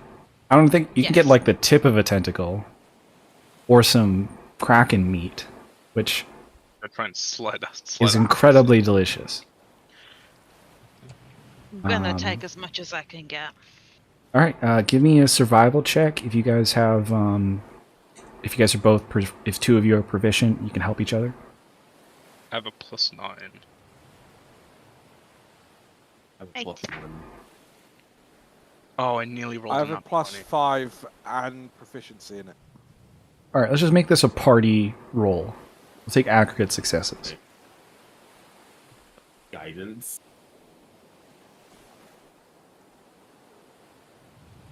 I'll give guidance to Azoth, I think.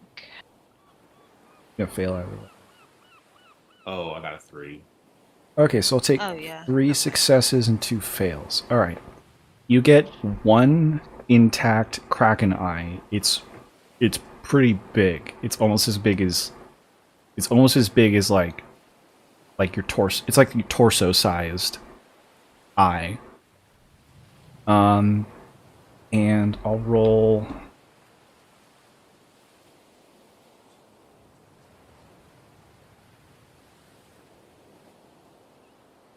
Oh. Centiles don't work. Okay, tails. So that's 8.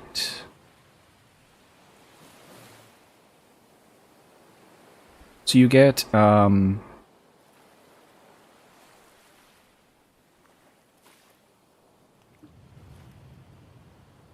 you get 97 usable pounds of Kraken meat.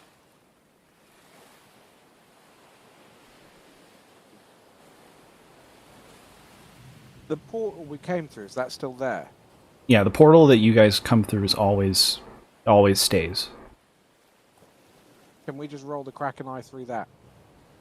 All right, that's hilarious. So, like, on the other side of the portal, the Wizards 3 see this giant Kraken eye just kind of roll out and just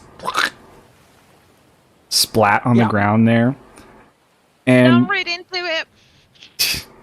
and Mordenkainen doesn't already knows you guys, and he's just like, and he's like, he just walks away.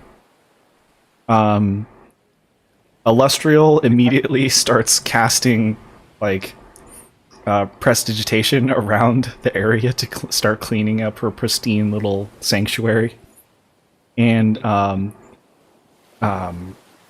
Tasha is laughing her ass off on the couch.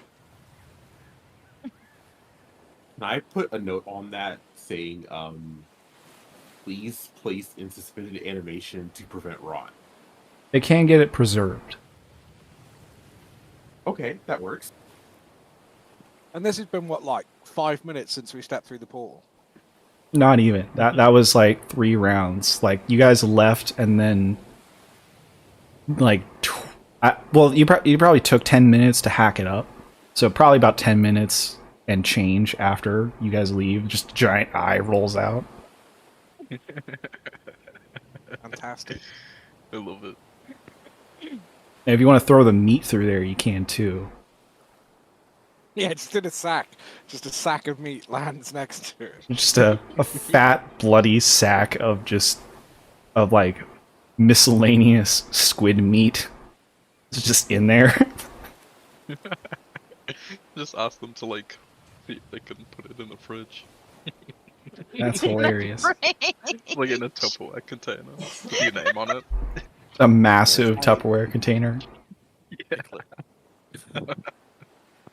Too bad plastic doesn't exist. It only exists in Eberron. And it's super rare. Okay, so let's get on over to Biologist Camp. I've never floated this many minis before. Pretty cool. Oh.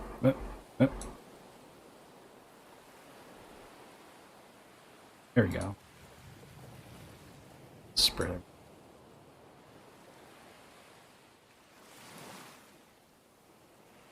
And let's see the actual important NPCs. I'll keep up.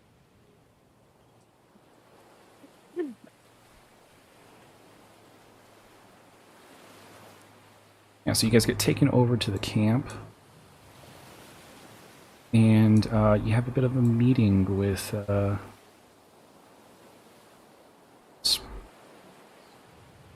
quick.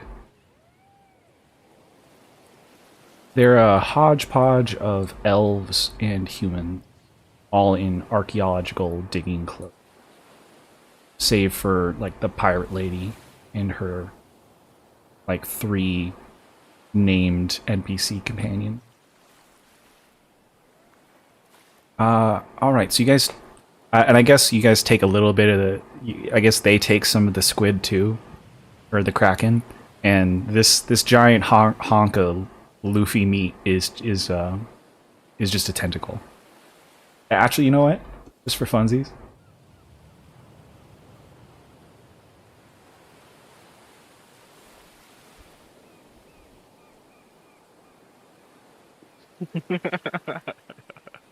Beautiful. Yeah, there's just a giant tentacle being grilled in the middle of the conversation. Yeah. That's hilarious. I love this. Alright, and I'll make it... You guys trek a little bit. You create this map, Crispy. I made all of this. Except for like this. This is all slab stuff. And these little hills were slabs. I just slapped them down and put the tents around. The beach I didn't make. The beach was a pre-made thing I found. But the dungeon was all me. Whenever you guys get to that. Alright. Thank you for the extra food. Be good for a long time now. So the tents here sit between the shore and the jungle. Armor and digging equipment lie scattered across the sand. To one side, 2 men, an elf and an orc, tend to wounded colleagues. Actually, I'll have the 2 clerics off to the side, healing people.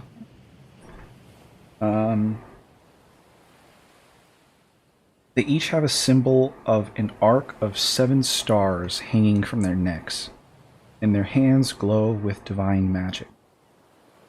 On the opposite side of the camp, a human woman pores over a spellbook.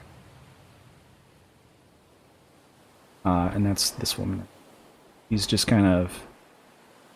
Actually, she'll just be sitting like next to Moreland, just looking away at her spellbook. So let me introduce you to the important crew. Not that they're all important. I love all my people.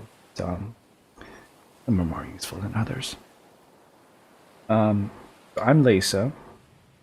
This is Talo Yirsa, and the elven cleric kind of turns around. Hello. That's Vagrin Starcloak over there. Hello. And this is Marianne Zavre. Hello, how do you do? We are all researching and trying to find the lost relics of our collective people. We're all descendants of the survivors of attack on the Isle when Sararak took over.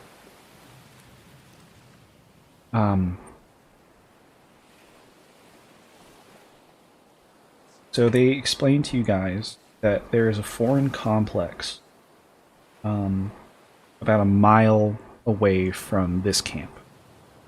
The complex's archaeological style is different than local traditions, so the complex must have been built by an outsider. Based on the complex's defenses, Lesa believes something very valuable to be within. They managed to uncover the entrance, as well as find 2 false entrances laden with traps.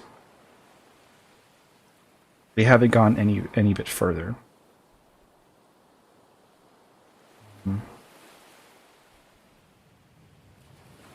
And long ago, an evil mage with a skeletal appearance demolished Lesa's ancestral village on this island. It was a Sararak.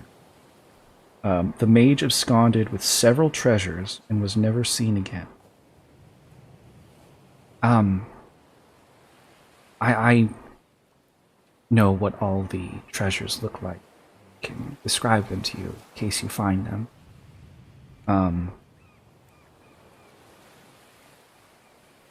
We hope to gather 6 ancestral treasures lost from our people.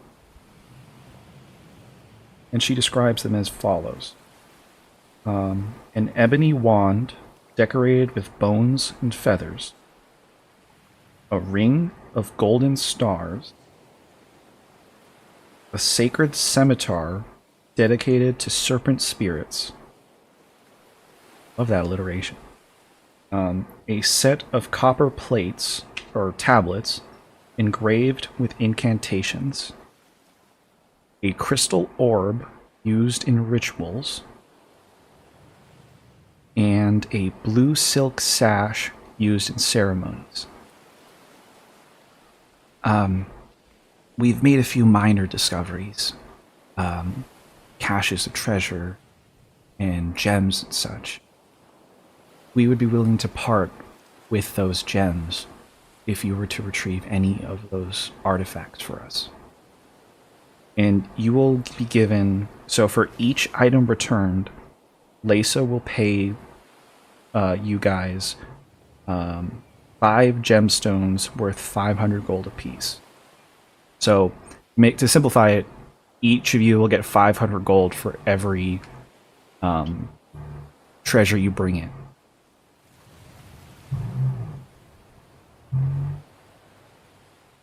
So that'll be all of them. So that's actually quite a decent amount of money up for grabs. That's what, like, Wait, wasn't there 6 items? 12,000?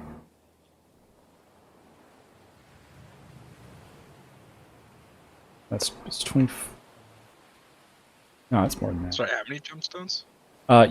You get 5 gemstones worth 500 apiece for Gotcha. each item. So there's 1,500 or 15,000 gold at stake. You get all of them. It's a good chunk towards my toe.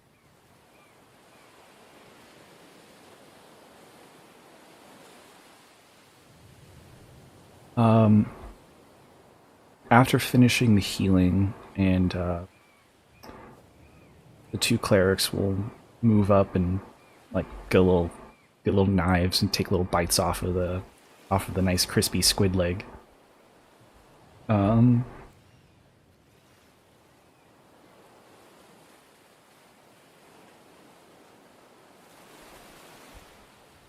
Bit of advice. There's a lot of bad juju in this island. They give you the following advice. Powerful nature spirits reside on the island. Don't take kindly to who would exploit it. Don't take anything without leaving something else in return. And offerings of money, food, or crafted items show respect to the island's spirits. Acts of kindness can also gain the spirit's favor. So the folklore about the general, like, super unlucky aura of this isle can be defeated by reciprocity or kindness. At least that's how the legends go.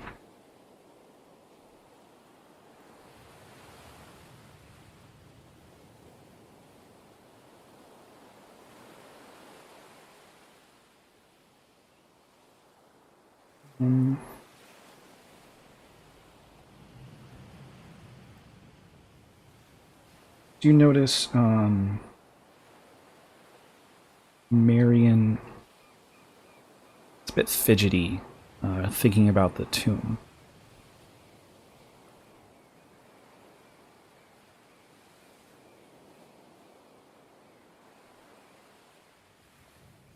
And you guys notice that she has a very ornate looking lantern attached to her hip.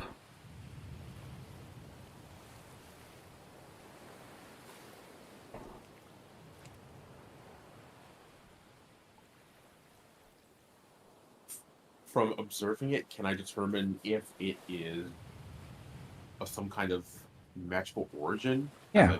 Give me an Ask her Arcana about check. it? Or you can just ask her. I'll do the Arcana check first. Okay. 14. He has a lantern of revealing.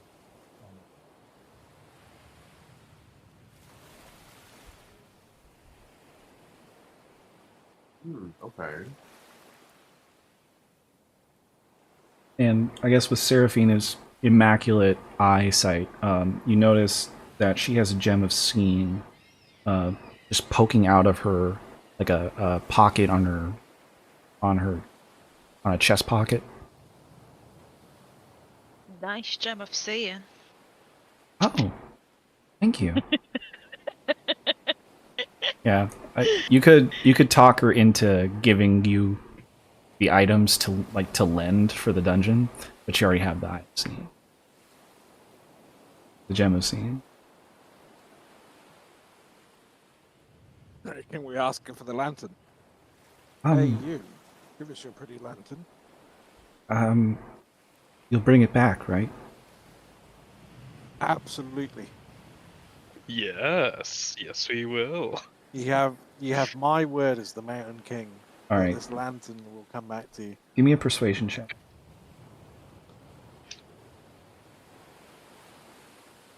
Nat 20. All right, yeah, she'll definitely lend it to you.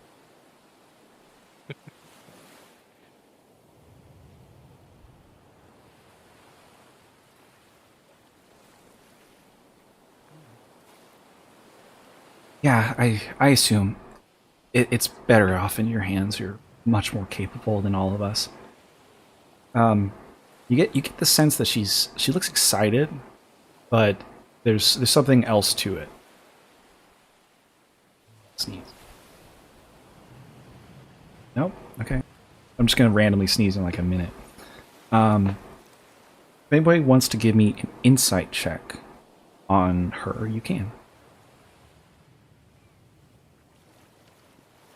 I I can try. I have a +0. +9. Oh yeah, you do it. That's a bit more than trying. I could try. Okay, 20. Okay, yeah. She looks like she looks excited and hopeful for the first time in what looks like a long time. She looks like she's been weighed down by some sort of guilt, and your presence being able to actually affect change in their situation is relieving her immensely. Okay. He has a I secret. wanna pull her to the side and I'm gonna ask what she's feeling guilty about. Okay. Yeah.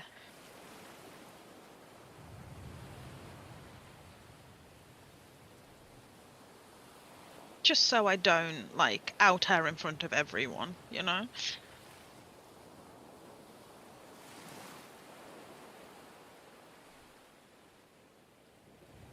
Do you know? You pull her aside, and like ask her what's wrong.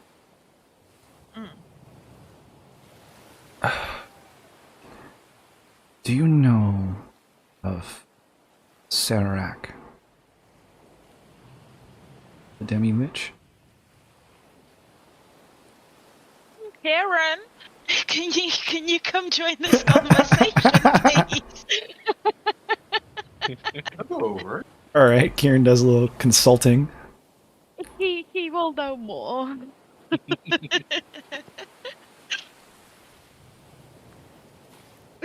So you explain that you know a decent amount actually about Serac, and she nods in agreement.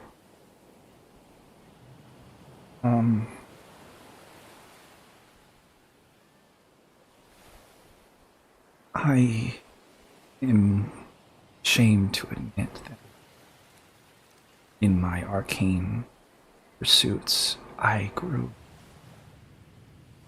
a bit too interested in Serac's work. I thought that if I could study him and his ways, I'd be able to find our lost items. It even led me to studying necromancy, and I truly understood how evil the heart of necromancy is on Oerth. Lost a lot of confidence in myself.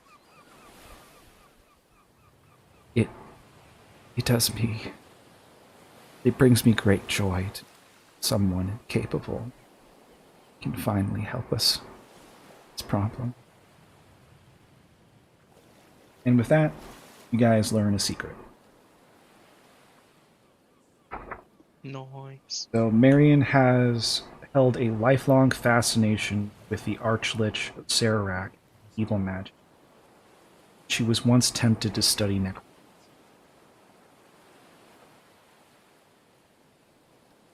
Not the best secret, but it's a secret. Not as nice.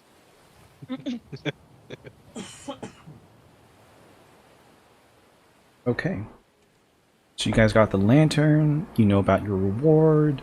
I have a handout for you guys. Give me 1 second. Ooh. I gotta saved. Wish I could pull this up on OBS, but I have to do like a whole extra. Don't know how.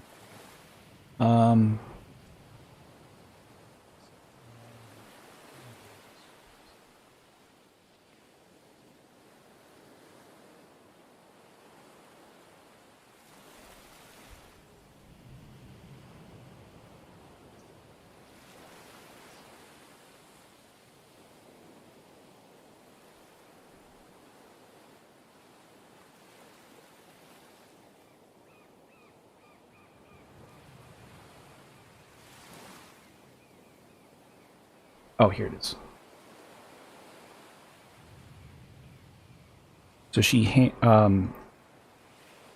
So Lisa hands you a crudely drawn map. Copy that here.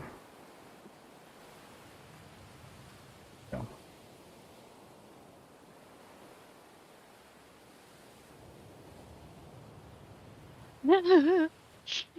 So two of the chambers are false, and they have one says fire very bad, and the other one says way to dismantle arrow trap. So there's a fire trap on one false entrance and an arrow trap on the other.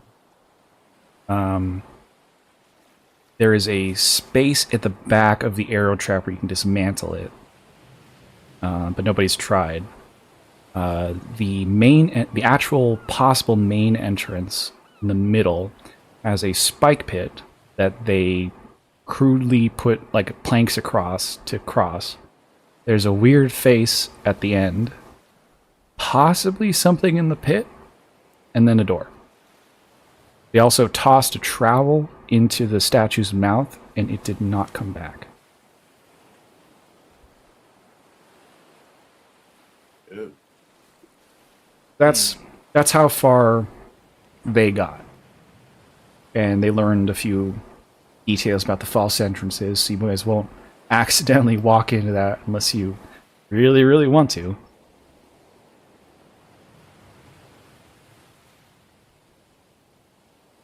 But yeah, I think that's everything the archaeologists can help you with.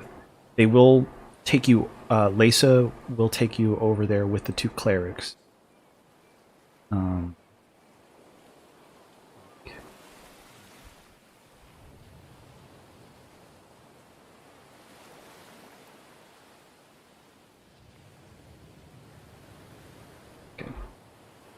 So whenever you guys are ready, I'll take you guys over to the tomb. I'm so ready. All right. Right back on. It's exciting. Tomb of Wait.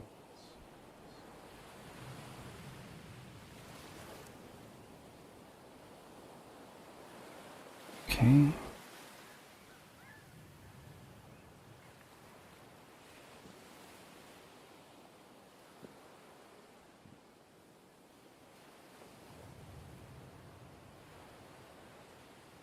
So.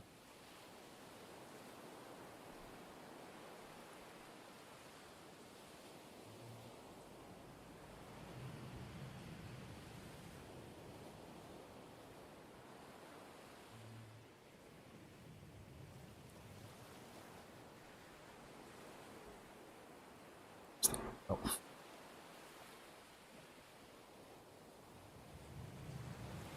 Okay.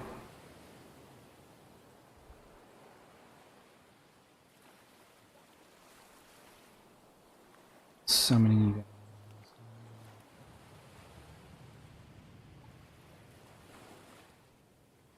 And I'll bring the audience back in. Welcome to the Tomb of Wayward Souls. Don't mind the random floating blocks. I missed a few spots when I was making hide volumes. Oh, this looks so sick. All right. Let me get the soundscape.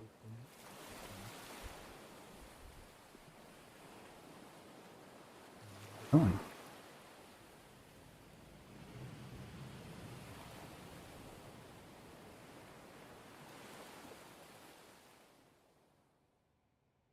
All right.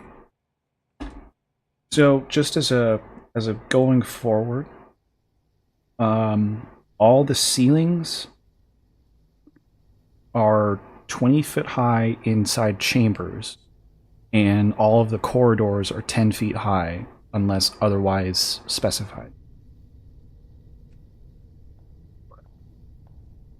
The rest of the stuff I'll explain as we go.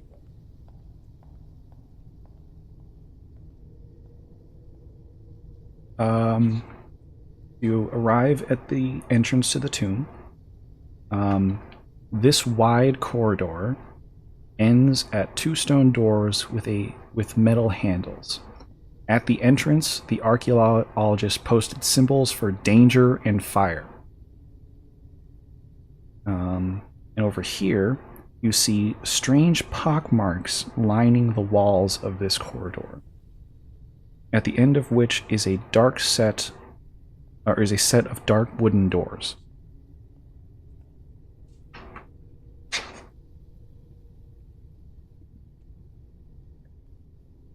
Which way would you guys like to go first? I vote straight on. Yeah. Right on. I Okay. need to. Lysa and the 2 clerics will be chilling out here, waiting for your return. So on the map it said that they could see something potentially in the spikes, right? Yeah. You guys Let's have have a the Lantern of close Revealing Mm-hmm. and Seraphina. And Seraphina. And Seraphina. So what's in the spikes?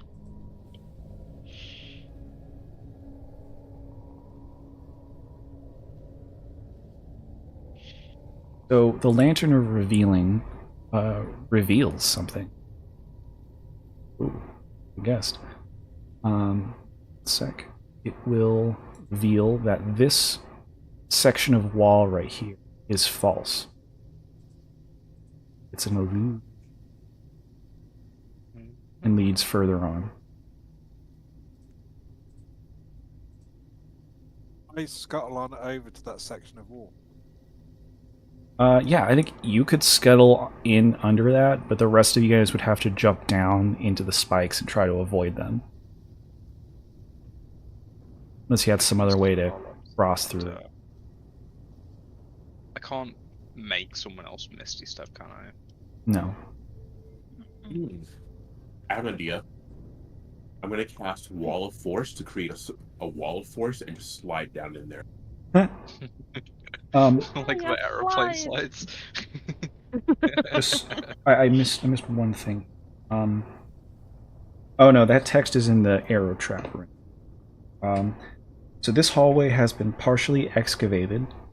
Lifted stone lids reveal a 10-foot deep pit filled with spikes in the center of the corridor. A thin plank of wood is laid over the pit to allow for safe crossing. At the end of the chamber, you see a relief of a scowling, fiendish face made of azure mosaic tiles, and it spans the back of the hallway's back wall. The face's mouth is open, revealing a black maw, and its eyes are carved from clouded white crystal. To the right of the mosaic is a closed. Also, since you guys are actually in dungeon now, Reminds me of Dane. I don't think we would have whatever needs to go in the mouth yet. and your note said when they tossed stuff in the mouth, it didn't come back. Yeah. Okay. I'm gonna walk along the bridge and I will starlight step next to Azov. Okay. And the rest of you guys take the Kieran's happy fun slide. Slide. Yeah. Yes. All right. Yeah, so you guys can just teleport into this little area. Let's scoot forwards a little bit. And just make a height. There we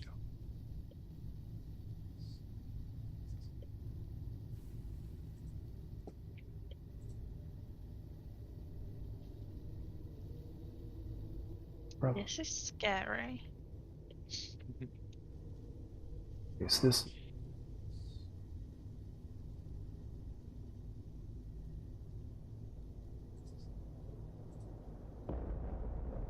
The soundscapes are.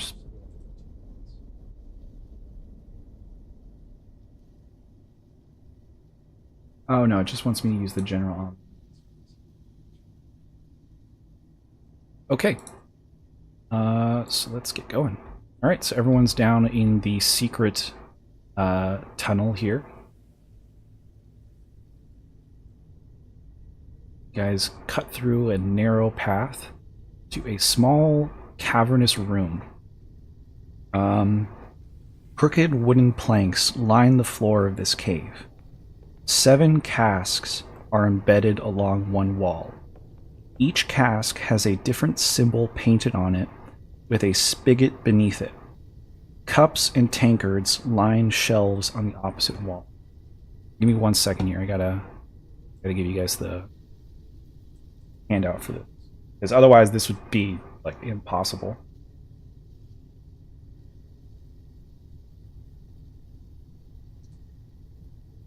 Oh.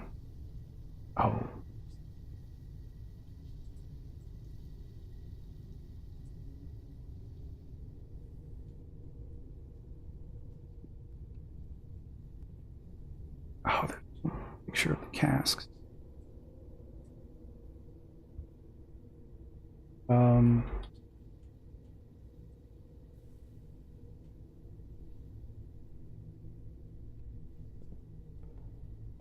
Okay, this is going to be a little tough. So, I don't have a picture for this. I'm looking at it right here in the book, but it's not on Google. Let me just see if it. This is like the one thing I forgot to prep. Good camera phone. Actually, you're totally right. Give yourself advantage.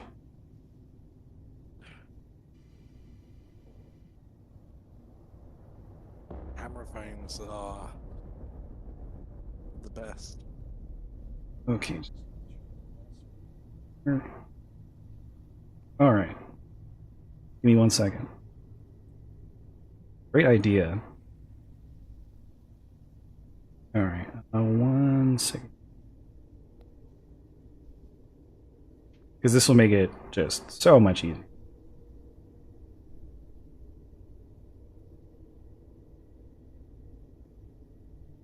Oh, dang it! I missed the little bit. There's a green star on the one on the very left.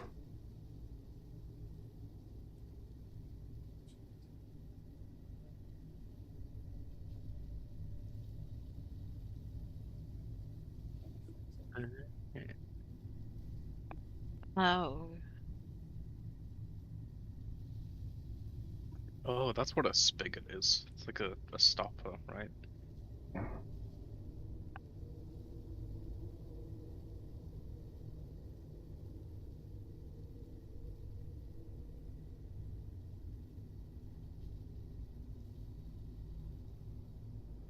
This is so hard to take pictures.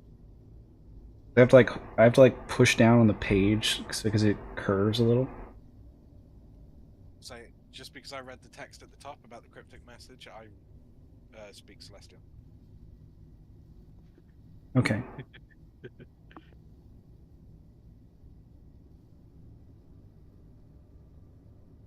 That work? There we go. Okay, yeah, you can see all the symbols.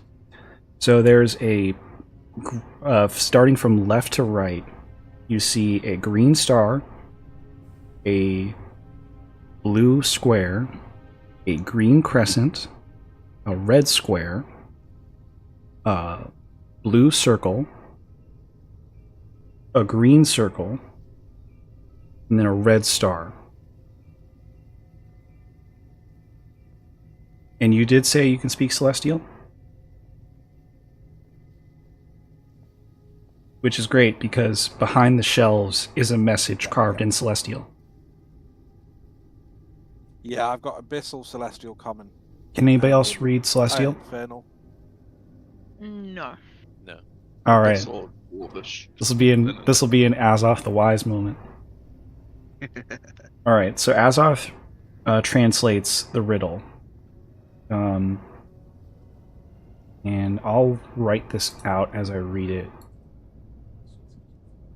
So a septet of libations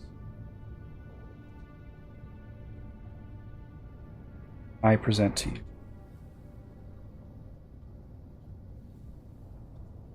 Right, I'm typing it, Crispy. Okay. Oh, are you typing it? Yeah. All right, go ahead and I'll let you do that.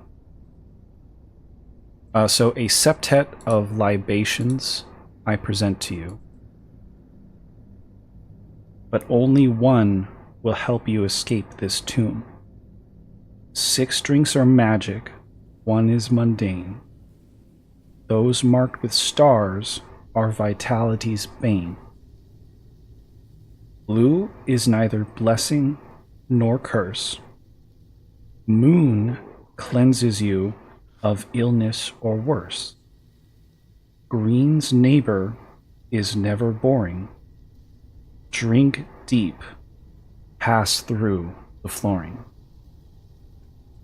And there is a great over here that goes up. Just give me the lines, those marked with a star, I think it was. Those marked with stars are vitality's bane.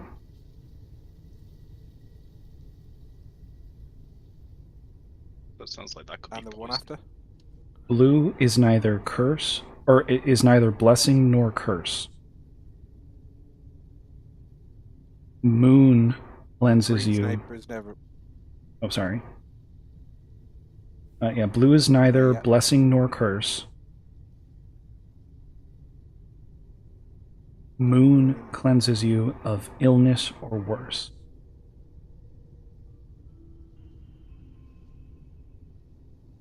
Green's neighbor is never boring. Drink deep. Pass through the flooring.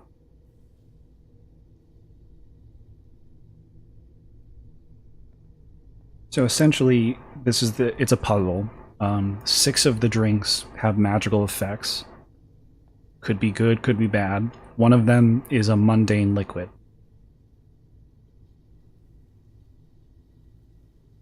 Can I get a tankard and drink from the red square? Alright. You drink from the red square, and you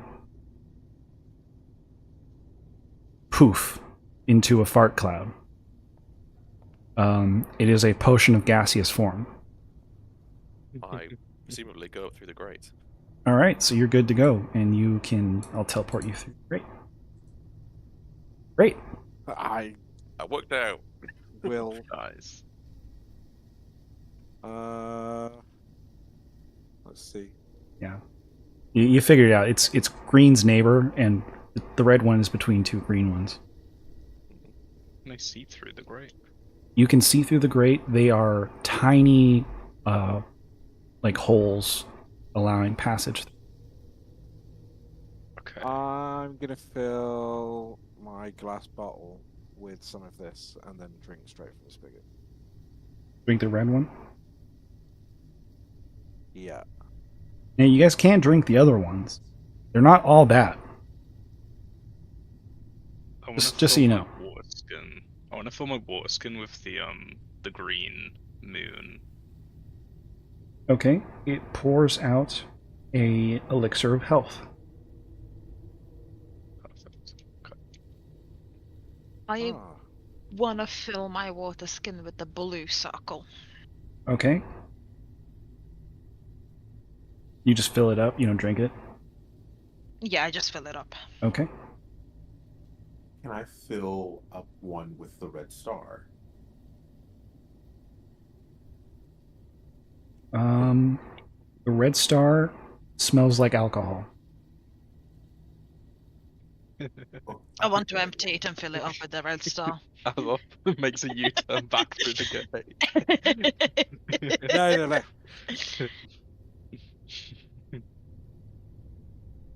You guys go get the liquor. Immediately turn back, go back through the grate. Just Little gonna fart open the cloud bag of pouring holding up. under the spigot. Yeah, I want to lie down, and can Cassie or Karen, can you help? Like, just pour some into my mouth, please. Thank you. So you drink that? Keg. Yeah. You drink from the red star liquor? Yeah. Okay, I need you to give me a DC 20 con save.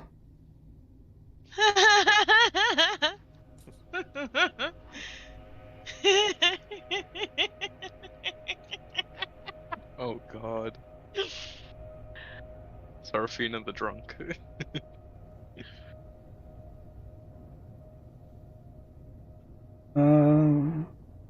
Yeah, that's a fail.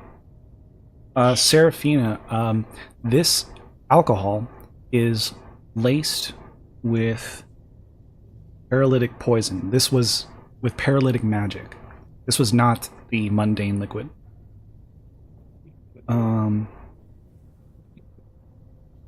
You will take... Or no, you won't take damage from this one. You are paralyzed for 1 hour.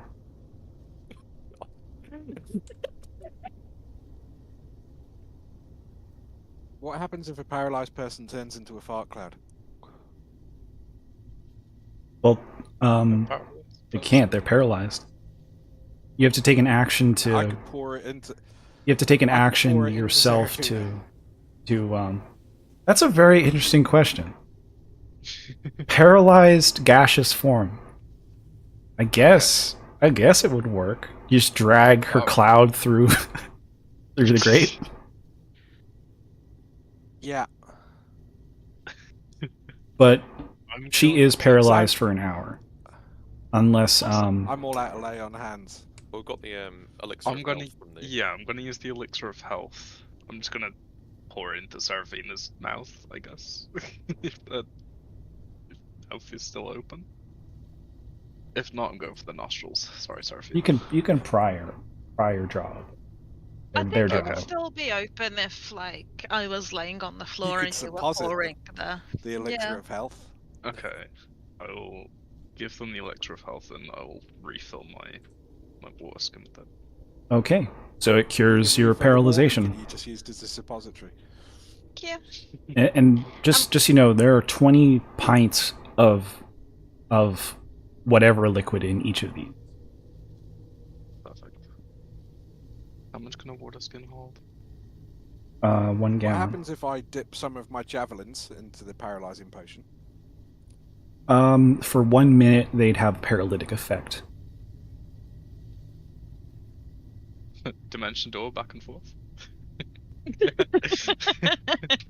Okay.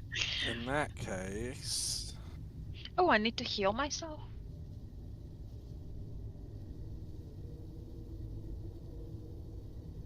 okay, I'm to going to use keep it my second glass bottle to fill it with the paralytic potion.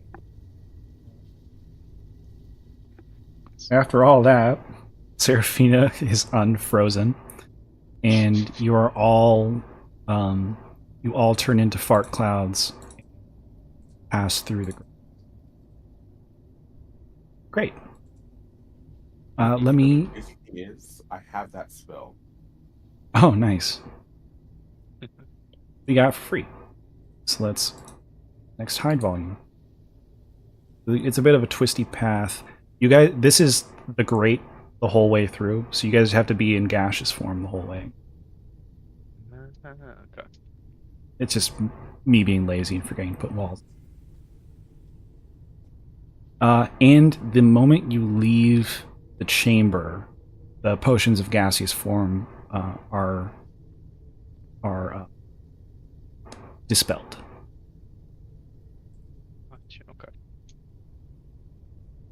Okay. So you guys get through the Cave of Seven Casks to... which one is this? This is... Alright. Each wall of this octagonal room contains a stone archway. A veil of white fog fills this room.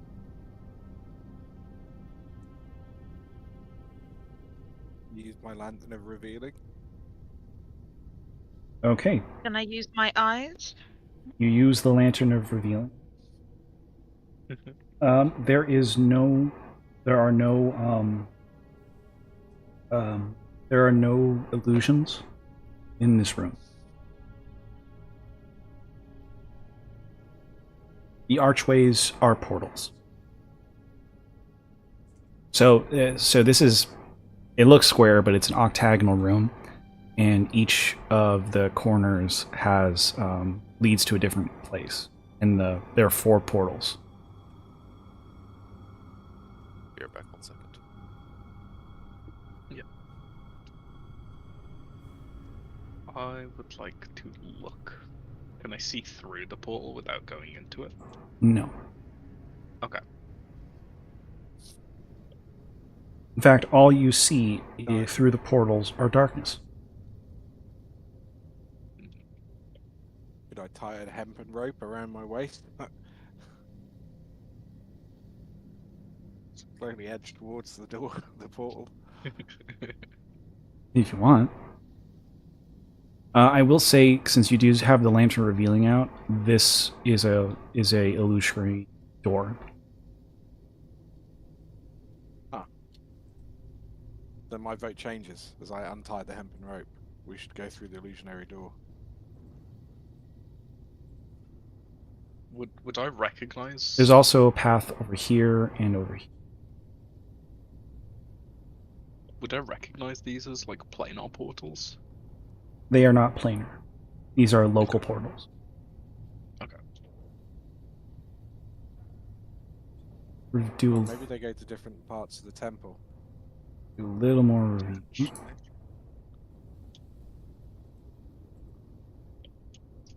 I'm back.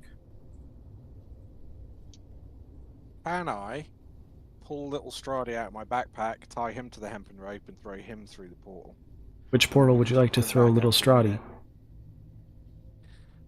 First of all, I gotta get little Stradi out. Think about this, Azov. It's little Stradi we're talking about.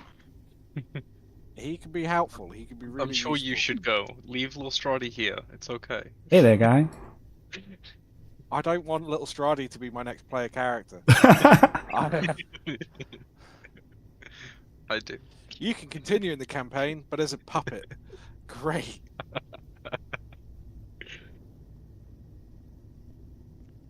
Stradi, I'm going to throw you through this portal You throw him through the south portal. like a yo-yo. This one. Okay. So you toss little Stradi through, and I will put him where he ends up. Except he'll fall He's through the attached to floor. a rope, though. The rope snaps at a point.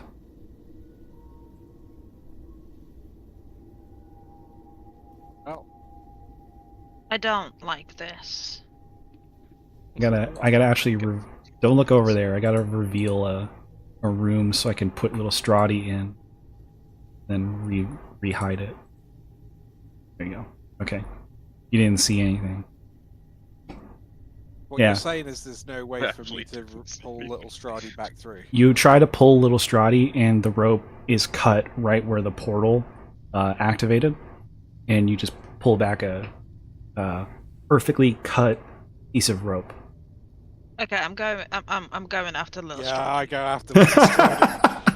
I thought the rope thing would work for sure. You guys all just dive through the portal to save a puppet. I I love that. Is everyone doing this? I don't want to do this. It's okay, I can go. I'll come back. Seraphine's already gone. I'm not. Yeah, I'm going too. I'm staying put. emotionally attached. If we're not back in 10 minutes, then something went horribly, horribly wrong. Okay, so I'm gonna. This is where. So just the two of you go through. Yeah. Okay. 1 second here. Down over here. Little Strahdi is lying on the floor. Hey, guy. I'm the ancient. I'm the land. So you see, thin obsidian pillars are spaced throughout this musty room, the ceiling of which is only 10 feet high. By the way, this is a one-way trip. In the flickering light, you see two massive rolling constructs roving the space. So that is going to trigger combat between these. Now, they look like Mad Max cars. Disregard that because I was not able to find a granite juggernaut. It looks like they look like That's great. big rhinos with wheels. Uh-oh. I totally didn't forget, but Okay. Dissonant Whispers, not Dissonant Whispers. They look like a giant horned Batmobile made out of stone.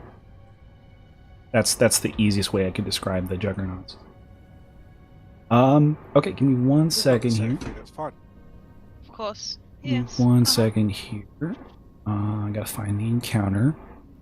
And I gotta change the encounter. To be the two of you.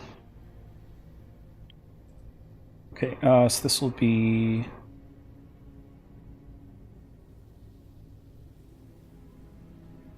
A TPK encounter. well, it'll never be a TPK if there's only two of you. Little Strahdi will save Yeah. us. He'll write sonnets about our battle here, Seraphina. Okay. I will teach him in my last. As my dying words, I will teach him everything I know. Okay. Juggernaut Arena or Battle Music. Juggernauts.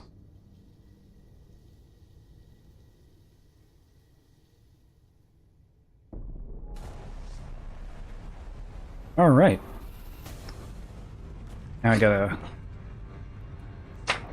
This is one of those Vecna only monsters. I gotta custom handle. Granite Juggernaut.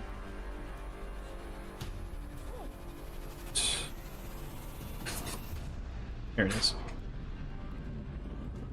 Okay. So.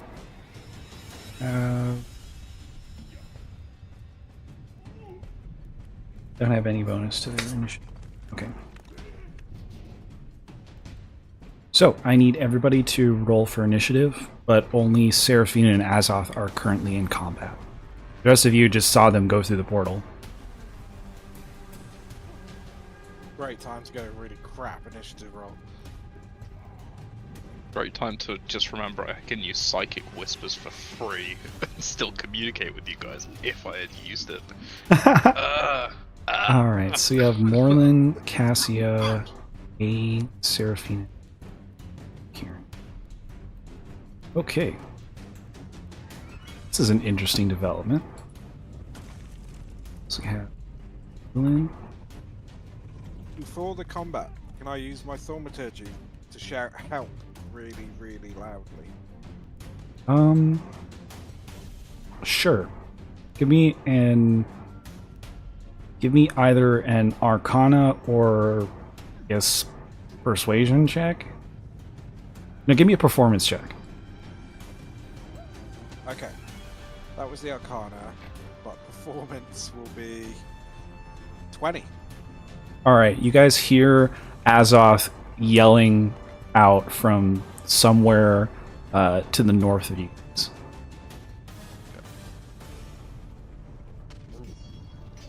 And it will be Seraphina, Azoth, Kieran.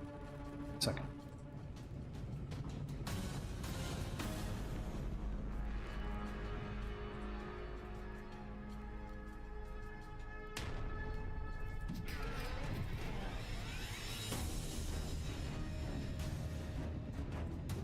Okay. So Morlin, you hear Azoth yell from further on into the cavern. Right, in that case, I leave it all. Alright, so you 10 feet to get to the portal, and you pop out right here. You see two giant juggernaut car thingies about to attack. Round to this one. Start to attack. Okay. First one. A 29 for 13 piercing plus 4 fire plus 10 cold plus 10 force from Sonic Strike. So 37. Next attack. 24. Or 15 piercing plus 2 fire plus 10 cold. Nice. And third attack. A natural 20 Oh my god. Nice. Nice. for an extra d6 on top of that. So that's 19 piercing plus 5 fire plus 11 cold. Another 34. Wow. That was a lot of damage. Hell yeah. I think that might be your personal best. How's it looking? I actually have to do math. Give me one sec. Nice. It's 69 hit points. And bloodied. Bloodied at 69 hit points. Yeah, I'll leave it there. Actually, I'm gonna bonus action come on my dice and leave it there. Alright. Cassia, you're up. Okay. I guess I will also go through the portal.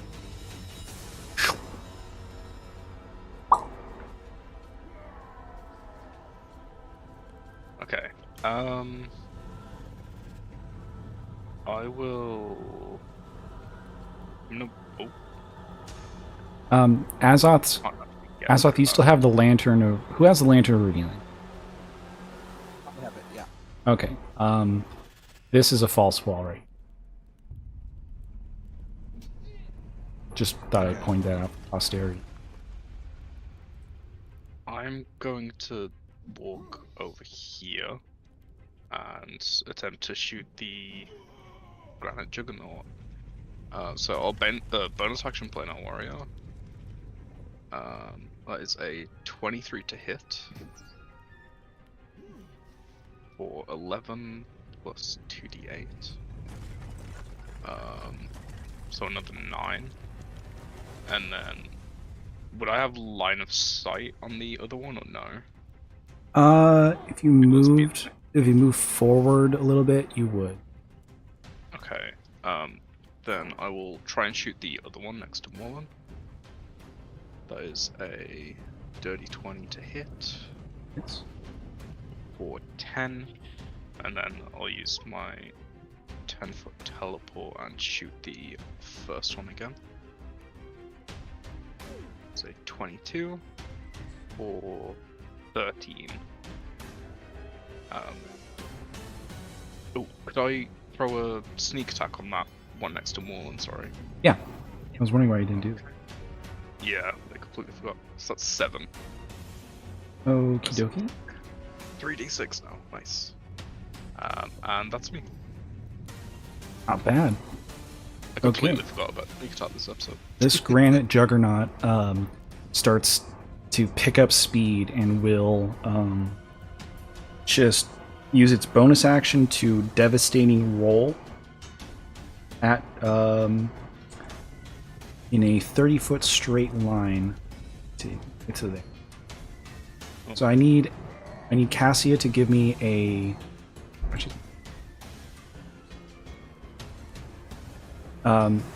so I need Cassia to give me a dex saving throw. Well, I'm good at 25. 25. Okay. So you will take half damage and you are not knocked prone. Okay. This will be... Holy crap.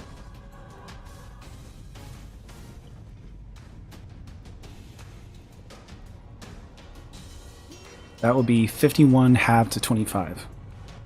Okay, can I uncanny dodge that as my reaction to half that again, or no? Yeah. Yeah. So would that be 13 or 12? Be rounded down, so 12. 12. Thank you. Nice. Bad you don't have evasion. You just take nothing. I know. Doesn't And then it's going to use its action to slam attack you. That will be a +10 to hit. Yep. Off the ether. That will be a dirty 20 to hit. Yeah, that hits. Okay, so I need you to give me a... I need you to give me a strength saving throw, or you'll be knocked prone by this attack. Okay. So 13. the devastating roll, does that not only work on prone creatures? Oh, it automatically succeeds on prone creatures. So I rolled a 13. My strength save. Actually, hang on. Can I use my psionic dice for saves, or is it just ability checks? I don't know. Let me double check real quick. Sorry. Good. I think it's ability checks are proficient in. Yes, I think you're right. Okay, so then you cannot... Yeah, so I can't do anything. So you'll take, let's see, 11 bludgeoning damage from the slam, Okay. and be knocked prone. Okay. Okay. And that will bring us to Seraphina.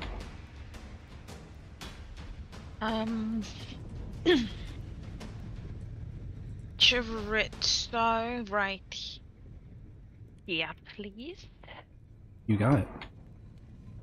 Okay. So... you'll explode into flames. Yeah. I still have the Kraken still out. Okay, so it's gonna be... oh, right. I don't own this, Dex. technically. So that's gonna be Dex? Okay. Oh, it's gonna be not dexterous in the slightest. It's gonna be -5. Jesus. That will be a -4. That is the lowest I have ever rolled in my entire life. In all 25 years of D&D, I've never gotten a -4. That is awesome. And it's just for the little, like... Yep. I'll That'll go be over here. 6 points of damage. Nice. Yeah. That will critically bloody it, I believe. My math is And correct. then, what do I have? What do I have? Just over being. Just over being critically. Okay, 4th level Scorching Ray then. So that's 5 rays. And that's 17. 5 rays. 17 will hit. 28. 2 hits. 3 32. hits. 4 hits. All 5 hit. Okay, cool. So, Disgusting. so that's 10d and 5d8. Did I just explode him? Yes, you 60 did. damage. Yay! Yeah, a whole... you just pelt it with... you just go like... you just go like Dragon Ball Z and just like... Nice. Just destroy it. As a reaction to him dying, he's next to Chorizo, so now he becomes a flame. Because I'm level 10 druid now. So he becomes a flame now. So when Cassia gets up, Cassia can get healed from that flame. Ooh, thank you. Yeah, cauterizing flames, so I can either heal or deal damage from where it's at. All right. Sick. So you just touch that and you'll get healed. Sweet. Okay. Thank you. Hopefully, okay. hopefully you knew ahead of time. We'll say you do. All I know right. now. So that's Seraphina. Good turn. Good turn. On to Azoth. Azoth and Little Azoth Strati. moves 5 feet. Azoth moves 5 feet backwards and steals Cassia's heal. No. Whoa. Yeah, I will rush up on this one. I think I made you As a I meme. run, I will enter a rage.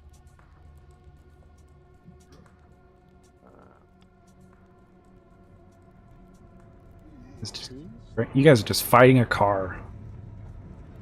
I can teleport up to 30 feet. Okay, so I'll hit this one 3 times with my Sunblade. Okay. 23 to hit, Hits. 17 to hit, Hits. and a 30 to hit. You're hit. So 17 damage, 15 damage, and 11 damage. 44. Yeah, along with a strike of the giant fire. For another 7, Good bloody hit. so 51.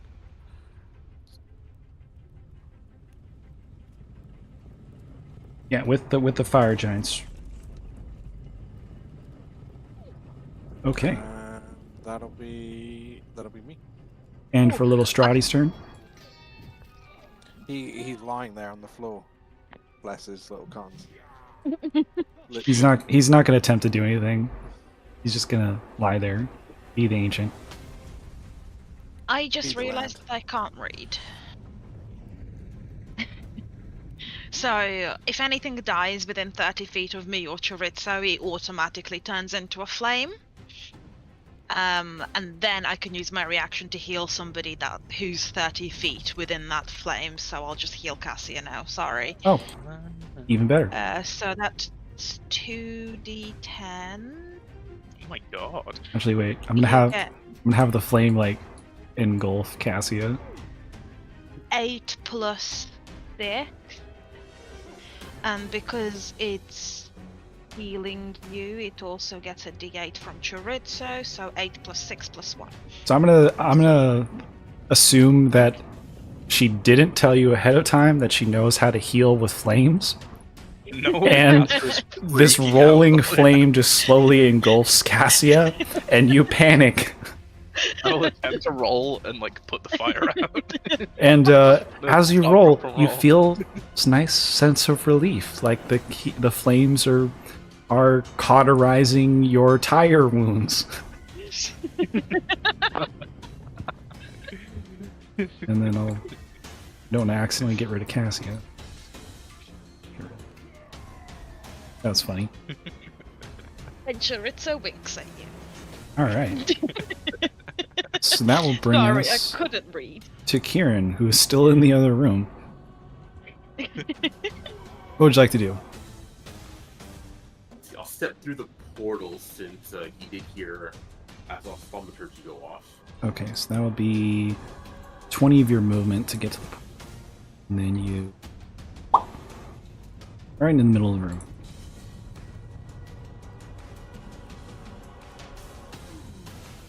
Then, seeing the odd thing in the room, spend 10 more movement Whoa, wait, where's the thing? Yeah, me and Mormon. Oh no, it's not showing me how far I'm moving. Hit M4M.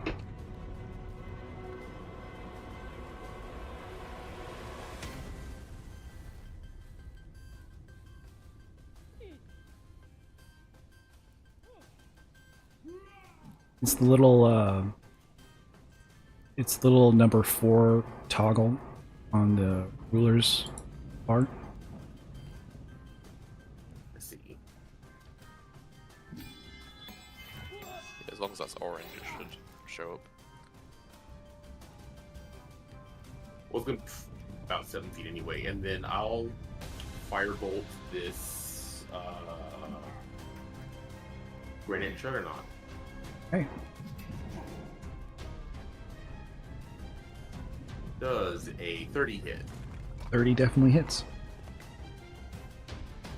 18 fire damage. 18 fire damage. It is critical.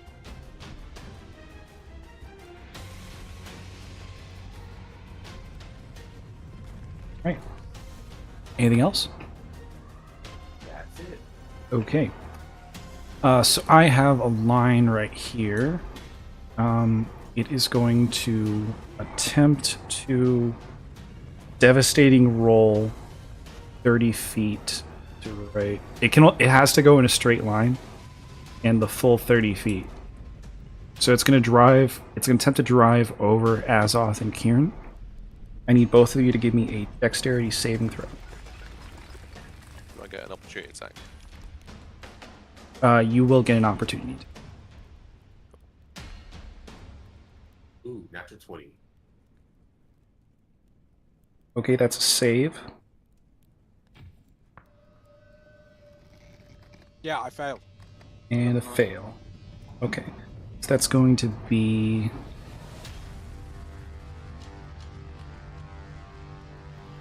D10 bludgeoning. 63 halved to Kieran. And me. I'm immune. Resistant to bludgeoning. Oh, that's right. Nice. Clutch. 25 to hit it with the opportunity attack. That will hit. That's 11 piercing plus 3 fire plus 11 cold. Alright. You said how much bludgeoning damage? 31? Yeah. Yeah. It would be halved to 31.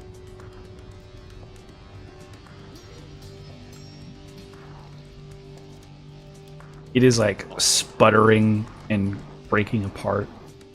Then it's going to move again. It can move as a bonus action. So it's going to move in a straight line, just bumper car into this railing here, and then attack Cassia with advantage. Oh, okay. 2d20s. That'd be a 19 to hit. Can I use a lucky dice? Sure. I'll re-roll it. 21 to hit. Damn it. Yeah. Alright, that'll be... The slam isn't too bad. It's the devastating roll that does all the damage. That will be 10 points of bludgeoning damage. And you're already prone, so I'm not going to make you make the save. Double prone. So that will bring us to Morlin. That all happened in 6 seconds, by the way. Let's run up behind this one. Try and finish it off. All right, you don't have flanking because Cassie is not engaged. Delay 28 to hit. 10 piercing plus 2 fire plus 9 cold. How do you want to do this? Drive the blade through. I don't know. It's made of granite, so You have a magic sword. The magic part of the sword pierces through and causes it to crack open and shatter. All right, yeah, you just stab it on in there, and we'll say it's like tries to like drive away, and you're just like trying to hold on to it, and then it just crashes over here in the corner. You kind of you stab it and then turn it to the side a little, and it doesn't run over Cassia. It just crashes in the corner here and dies. And that will be combat. Wasn't expecting the Juggernaut Marine to end that way. Or to start that way. Something died within 30 feet of chorizo, so it becomes another healing flame. Ah, that's right. Is there a limit to how many Yes. times you can do that? Yes. I can use it up to 5 times a day. So It's you my add proficiency to it, okay. bonus. Yeah. Like, it can become, it will become one anyway. But it's whether I use a reaction to use it or not. Yeah. Oh, yeah, I'm so okay right you don't now. have your reaction yet. Yeah. Yeah. I'm not even like close to bloodied yet. Okay, cool. Still got So- the 20 HP. I'll undo some more hide volume. You can see like this part right here. And Azoth did reveal with the lantern this is a false wall. We want to see if we can backtrack before we go further to try and find those things, or no? I think just keep going, and then we'll go back and face. It may do well for you guys to thoroughly search this place because all those 6 items are very evenly dispersed. Not that I should tell you. 15 grand.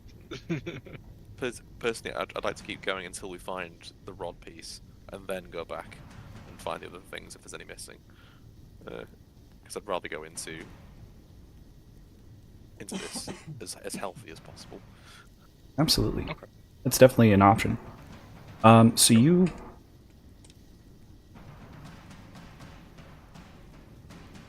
don't need like Juggernaut style music.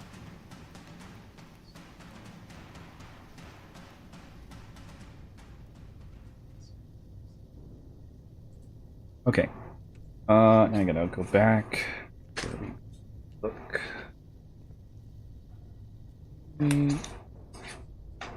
Here. Okay. So you guys survive the Juggernauts. A 5-foot tall triangular stone covered in runes stands in this bare room's center. At the top of the stone, a plum-sized diamond pulses with red light. And I just had the diamond just be hanging by a thing there.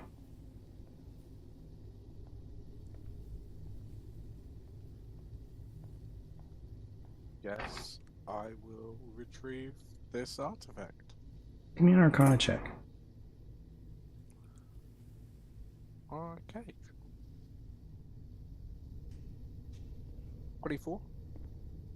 Nice. This stone has runes that command the Juggernauts. If the triangular stone is destroyed, the Juggernauts stop moving.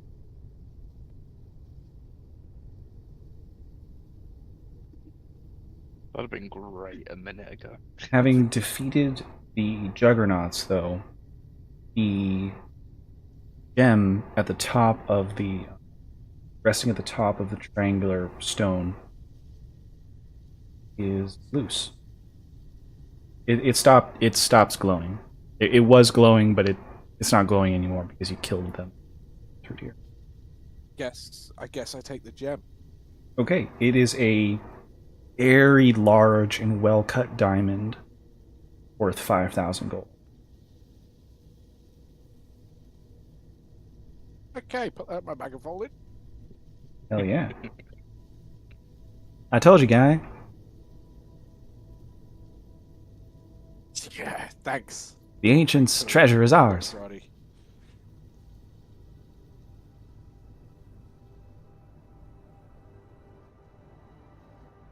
Okay. So what would you guys like to do now? It's like we have to backtrack.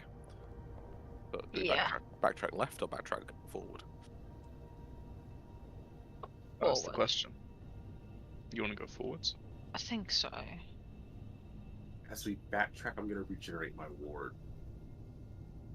Okay. So you guys backtrack into this room. Head on in.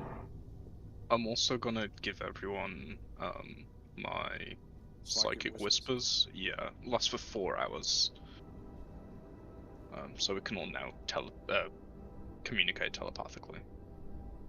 As long as we're within, I think it's a mile of each other.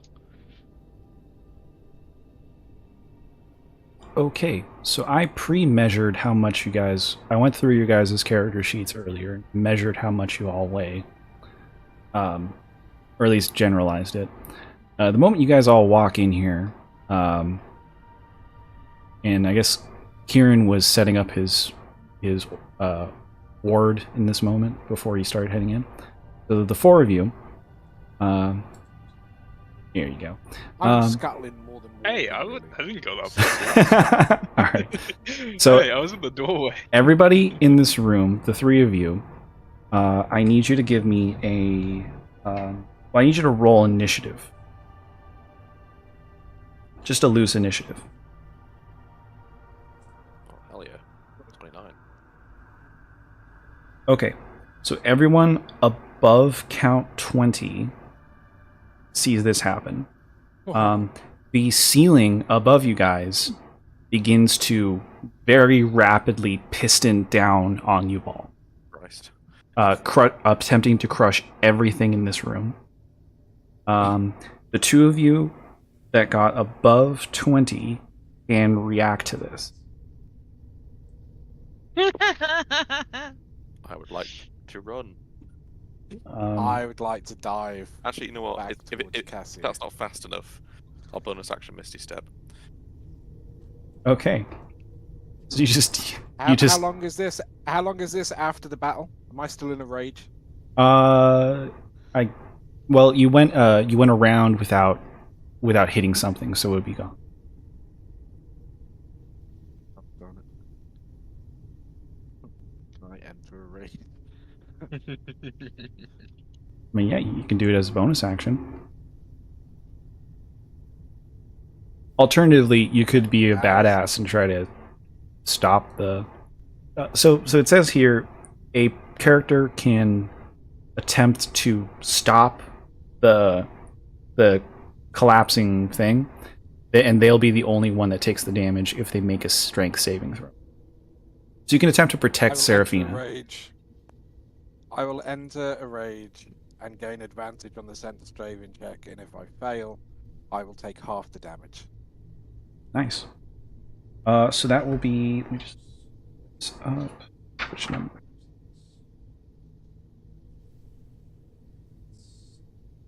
Yeah, the crushing room.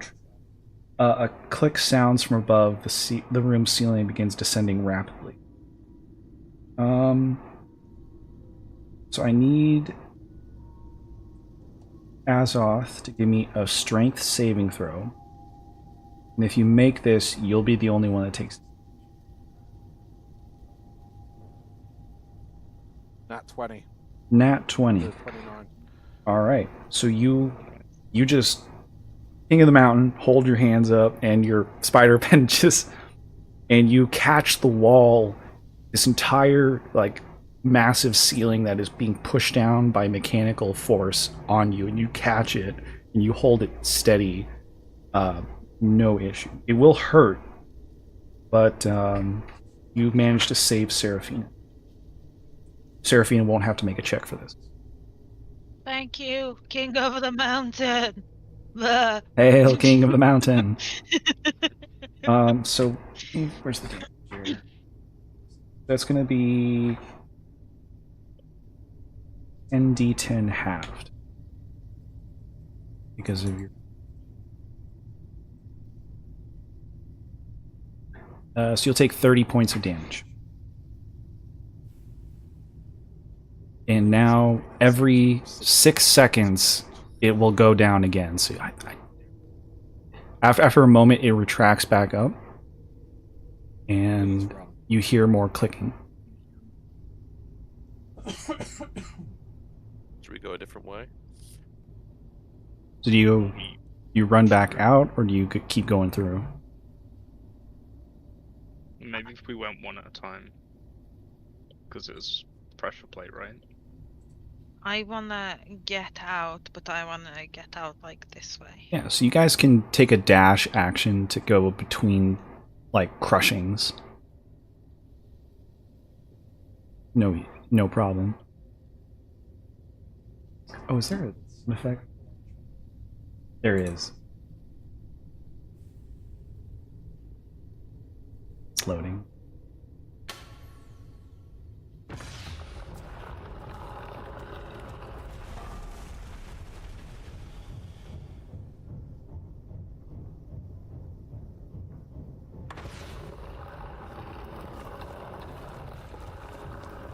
Then you all run. I will starlight step as far as I can towards the next room. Oh yeah, with your movement, a dash would get you through. Okay.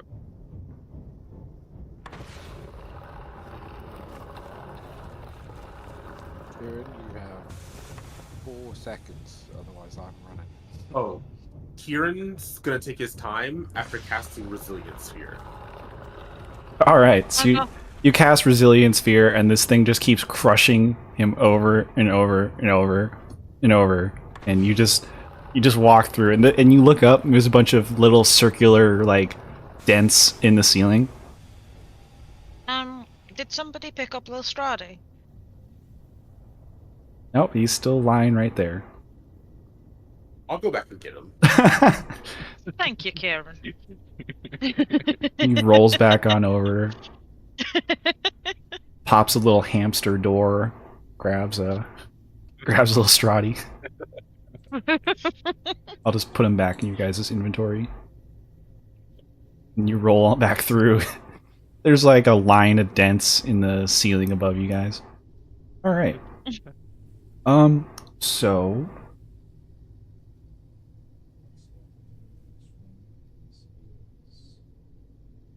backward.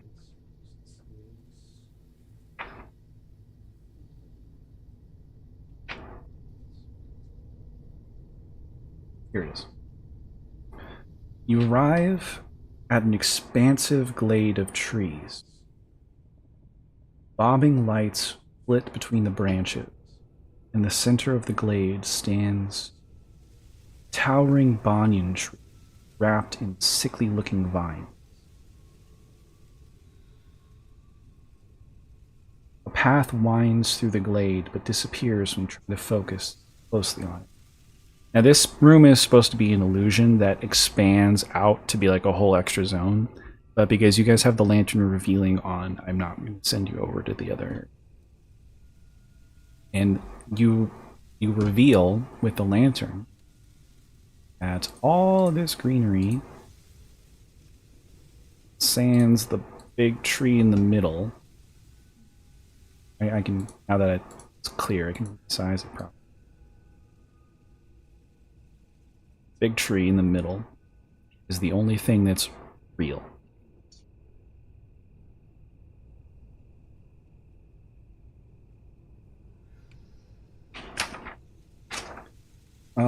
And Seraphina, with your immaculate perception, and probably a couple of the other ones, see a. Oh wait, I forgot something important here.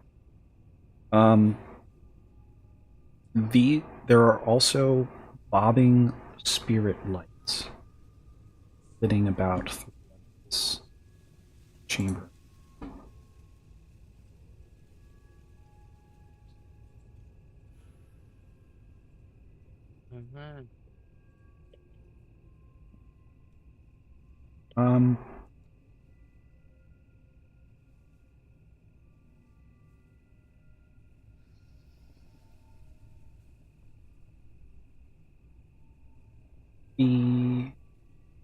anyone with over a passive perception of 17, a lot of you, especially one of you, you hear some whispering coming from wisps.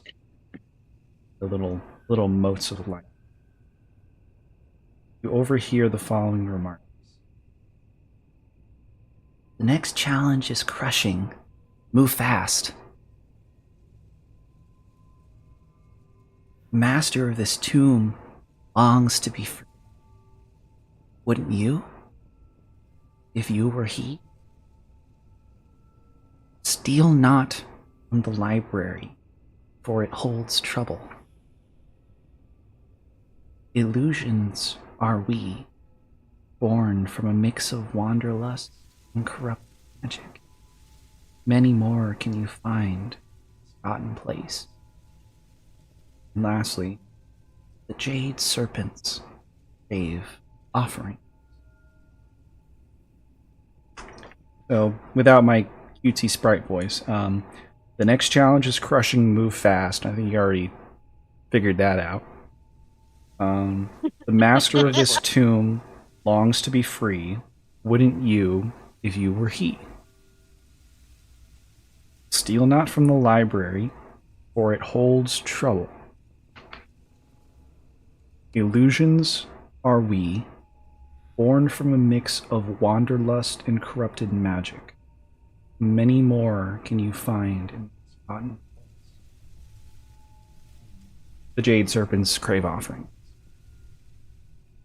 Little motes give you a couple little hints about the dungeon. Can I touch the tree? Okay, you touch the tree.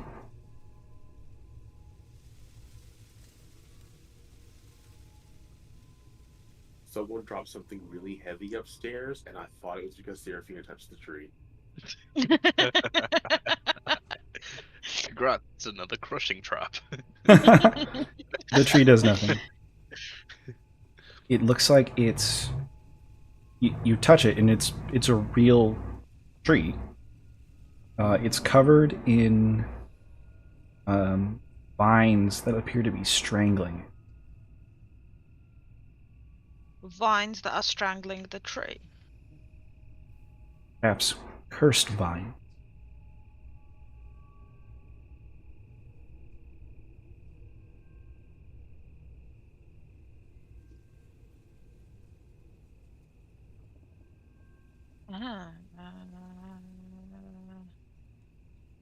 Anyone have remove curse?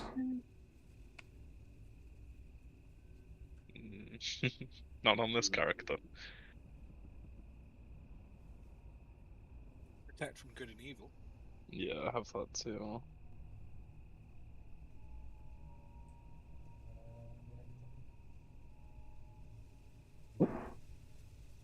So you see, sort of right here-ish, amongst the large sticking into the floor, is a ebony wooden wand decorated with bones and feathers. We need that. Item number 1.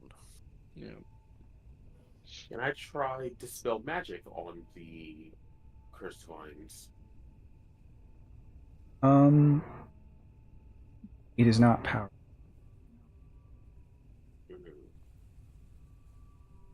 When you attempt to do something to the tree, though, the tree awakens and groans out, feeling itself to be a tree ant.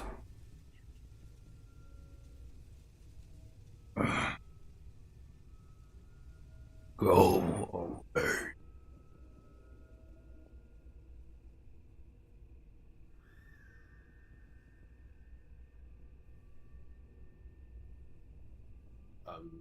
Could you give us that wand, please? Okay.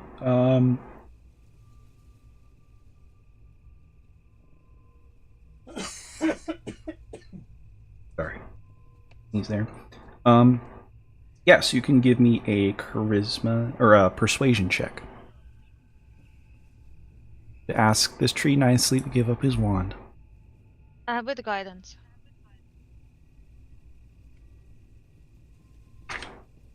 Oh.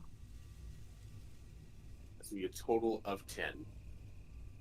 Okay. So he says, "Never," and we will be rolling for initiative. Not just yet. Let me get the encounter loaded up. Crap, sorry. Oh, you got a nat 20 as well. I did. We'll keep that. Sorry.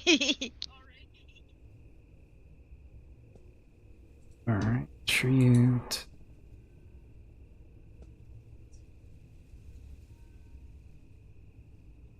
Abalahin, the treant.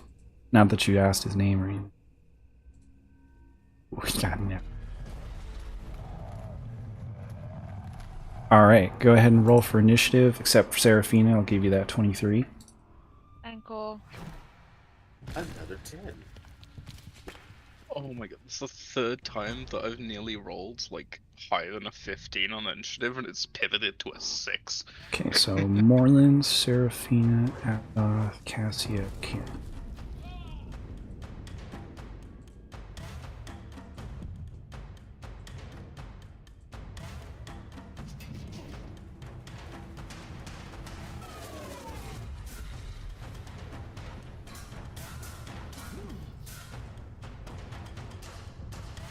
Cassia, Kieran up, and then the tree.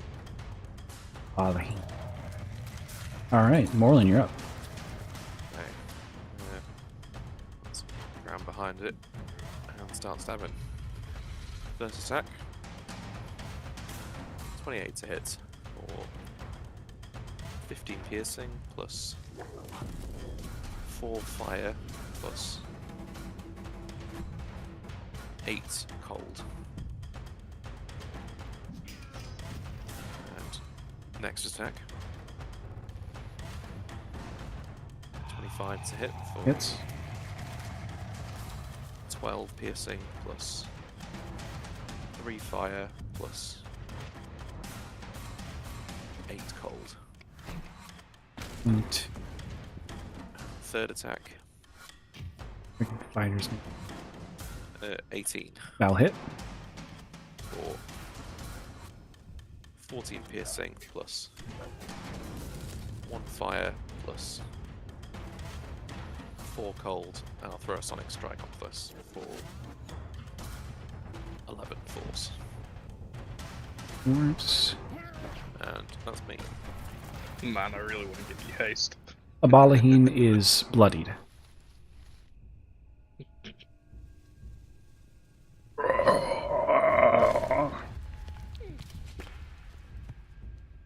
Seraphina, you're up.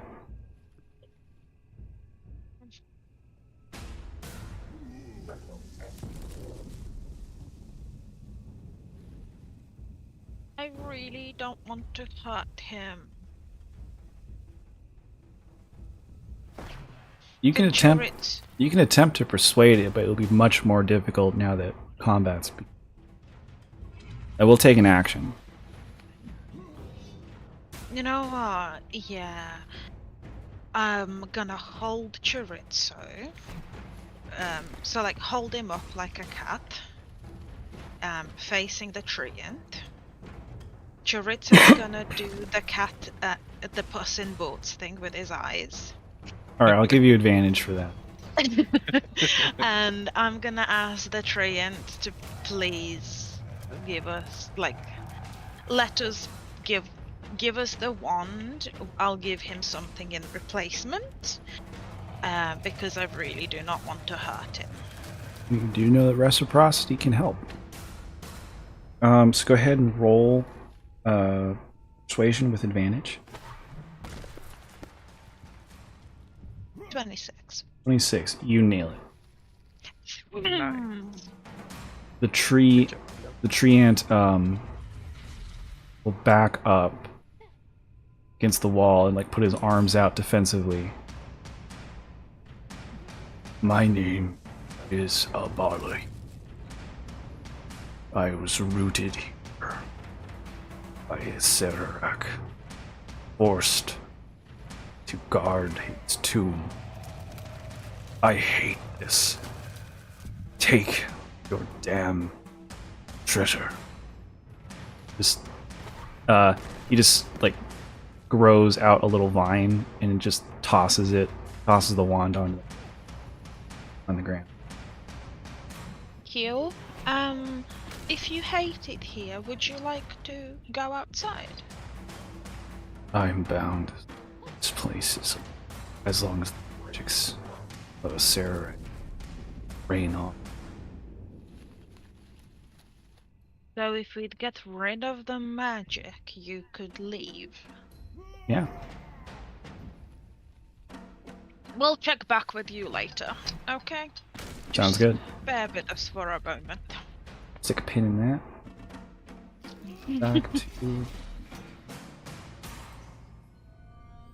I would like to offer him one of the Palon fruit that we got from earlier. I Nice. grabbed two. I will hold my hand out with this giant fruit and just be like, would you like this? What is this Yes. magnificent fruit? It's a Palon fruit. We were able to restore. Yeah, he has no idea what a Palon fruit is. That's a completely different universe. But he'll eat it, and you see like little like beads of sap are like coming out of his little like eye socket. Thank you. I haven't tasted nature. So That's okay. I hug you. and yeah, the big tree ant hugs Seraphina and then turns back into a tree to rest. 'Cause he did get lit up pretty hard by Morlin before all that. Hey, he made a move. That's true. Okay. He didn't even get a turn though. I got a 1. I saw aggressive tendencies. Fair enough. Right. I'm gonna do I'm gonna come up to him. No, Charitza's gonna come up to him and do a cheeky little cure wounds on him too. Oh, that's sweet. For 17. Nice. Wow. Okay. He feels a little better. Some of his burnt and frozen off leaves regrow. And you guys can take the wand. Nice. If you Thank you. guys want to, you can do an Arcana check to see what kind of magic this thing. But this is one of the 6 magic items you're supposed to bring back. All right, I'll check on that.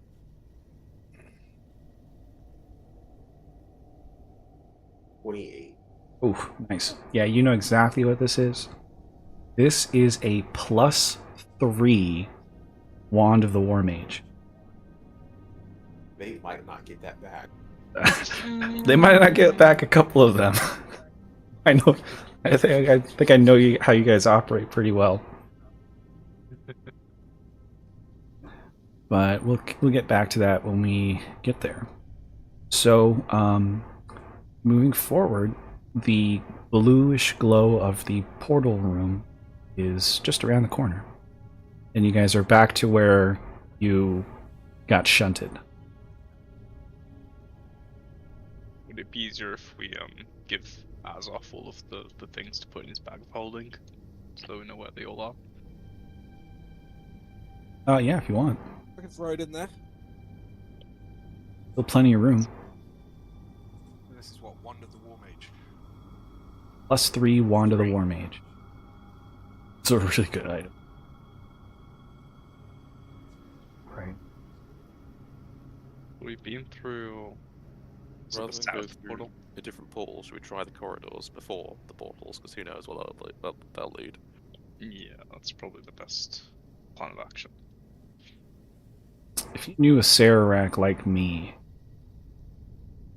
I wouldn't have gone anywhere. I wouldn't have touched that with a 10-foot pole. And you guys know how much I love 10-foot poles.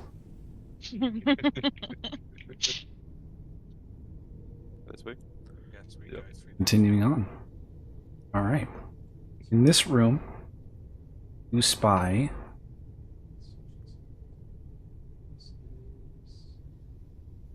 okay, this one just okay. You spy a stark triangular altar standing in the center of this chamber. Carved into each side of the altar is a niche containing a chest. And I couldn't fit them in because it's Tailspire, so I just put them around the room. One chest is plated with gold. One is plated with silver. And the last is plated with lead.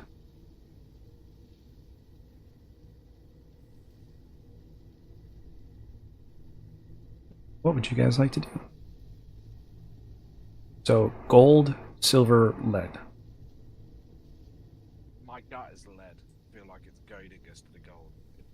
My suspicion is mimic. There's also like a sensor or some sort of like offering plate on the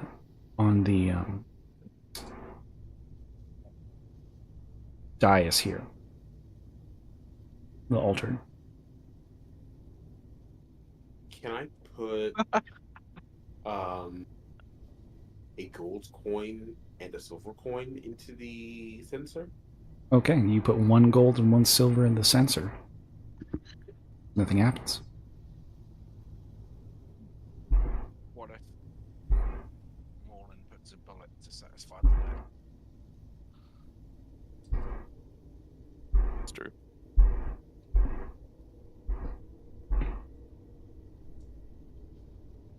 We're gonna match the whole gold and silver thing.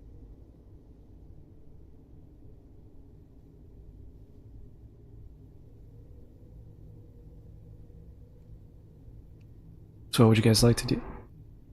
3 tantalizing chests. This weird altar room. I guess I'll go for to open the silver one. Okay. You open the silver one. And inside the silver chest, you find 50 gold and a ceremonial dagger plated with electrum with an amethyst set in its pommel, worth 750 gold. So there's 800 gold worth of gold and treasure in there. For once, I don't think we should take it. Yeah. Oh, you don't take it? I don't think we should, but that's my vote. Okay, never mind. So if you guys want to, you can, but I'm going to be chilling in the portal room for whatever happens. Yeah, this is kind of scary. We open the other chests and just take a look what's in them. You want to check the other chests Yeah, before you let's do open the anything? So opening the gold and the lead chests. The gold chest contains 100 gold, and the chest itself... Oh, okay, so the silver chest is worth 50 gold itself, and inside is a dagger worth 750 gold, like a ceremonial dagger. Inside the gold chest is 100 gold, and the chest itself looks like it's worth 100 gold. The lead chest is worthless itself, but inside contains a scroll of knock, which would be valued at probably maybe around like 200 if you guys wanted to sell that, although a knock spell is always pretty useful.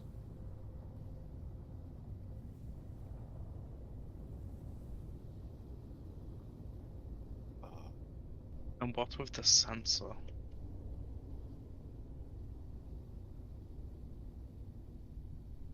I don't know. Can I put my scroll of fireball into the sensor and pick up the scroll of knock out of the lead chest. Okay. You take the scroll. No issue.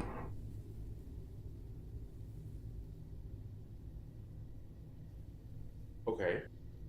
A fireball scroll is worth way more than a knock scroll.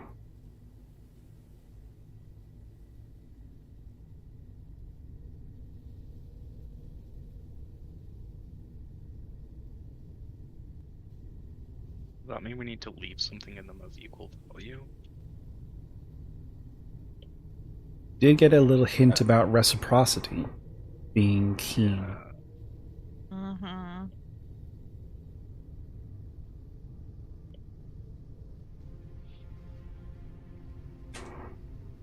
Put the normal dagger in the sensor and take the dagger. Okay, so you take the ornamental dagger out of the silver chest and put a regular dagger into the bowl. Yeah. Okay. You do so, and all the carvings on the altar begin to glow with a pale light. Kind of like how it already is. Red flag.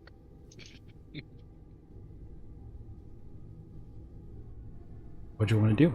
I will put the dagger back.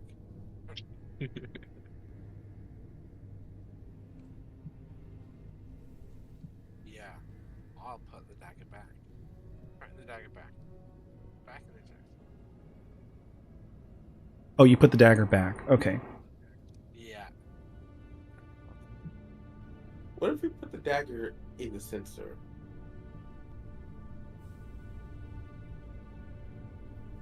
Like if we put what we want to put in the chests in there, maybe? In the sensor?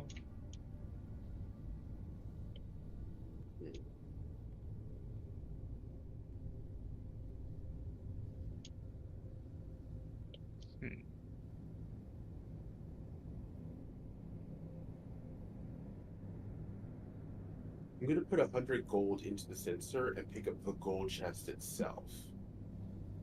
Okay. You take 100 gold worth of stuff and leave 100 gold. Nothing happens.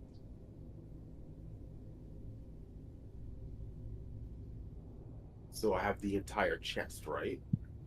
Oh wait, you took the chest and its contents? I just took the chest.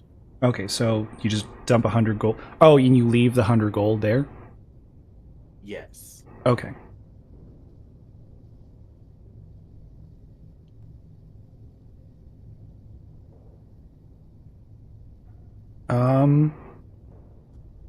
It begins to glow.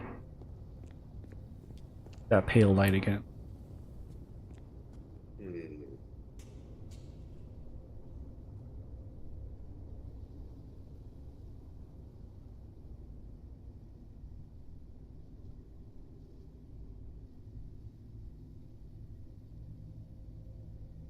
Slowly pulsing with pale white.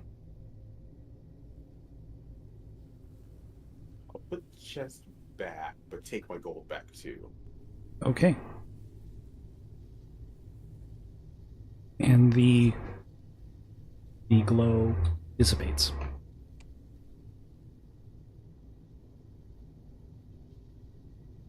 This is just a shop. If we have to give it value, this isn't looting. This is a store.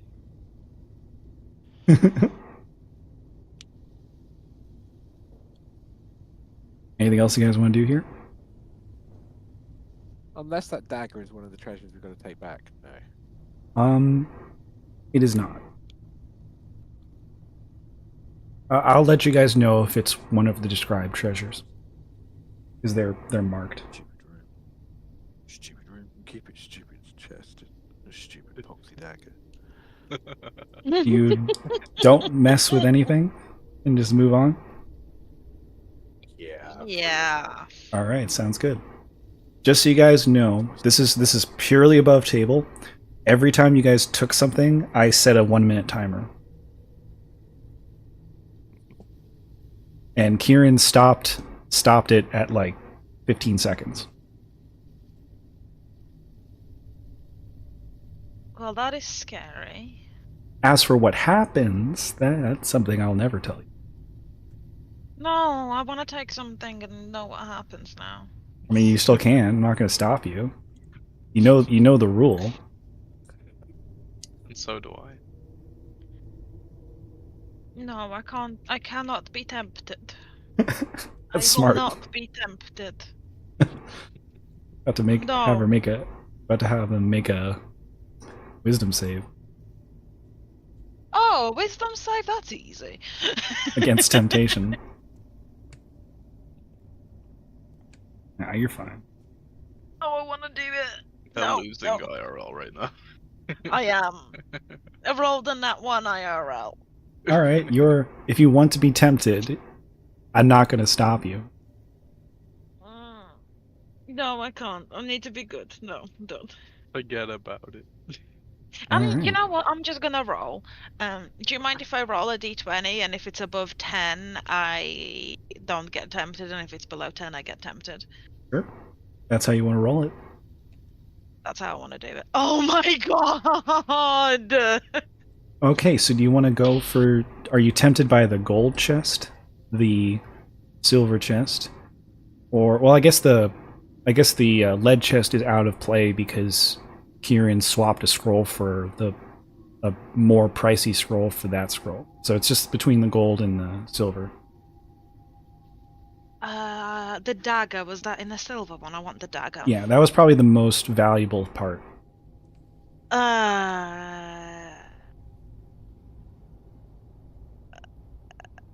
Okay, yes.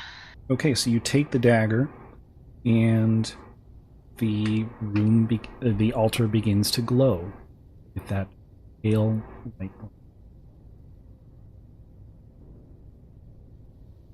You're just gonna stand there?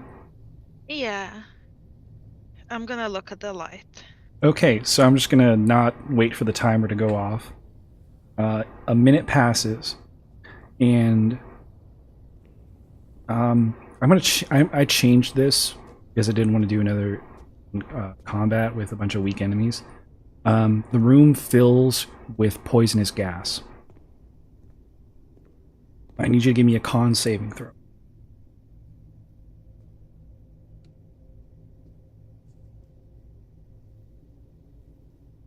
One plus one is definitely a 2. Yeah, that's a big old fail.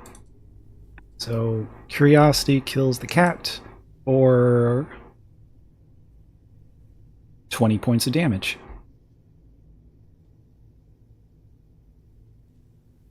Okay, cool. Seraphina comes back around the corner, coughing. It's like blood coming out of her nose. Looks jacked up and poisoned. Also, that would have... can Teresa take poison damage? Charita can take all the damage, so that also damaged the little baby. Yeah, so Teresa inhales a bunch of poison and starts coughing, and then... I'm not going to have a protracted death sequence for him. That'd be too much. Okay. Who wanted the dagger? So you guys do get the Yeah. dagger. It's worth 750. I originally took it, but I feel a bit bad now because I would have been immune to the poison gas. Okay, I'm gonna pocket the dagger. My dagger now. Okay. Just be real glad you didn't mess with that lead chest. I'll just say that above table. That would have been the worst one.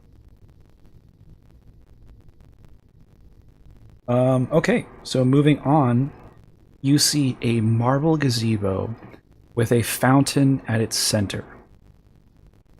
And it is surrounded by flowering bushes. Oh, I forgot to put flowering bushes. I'm just gonna heal myself really quickly as I'm coming back. Oh my gosh, you guys, this water looks so nice and pristine. Looks tasty and fresh. Probably from a really nice underground aquifer or aquifer. Yeah, it looks idyllic. Nice water. It's a nice fountain. There's blooms of growth all around it. What would you guys like to do? I want Boy, that water looks tasty. to pick up a flower, Okay, it is just a regular mundane flower. and I'm gonna put it in the water. There's just a flower floating on the water.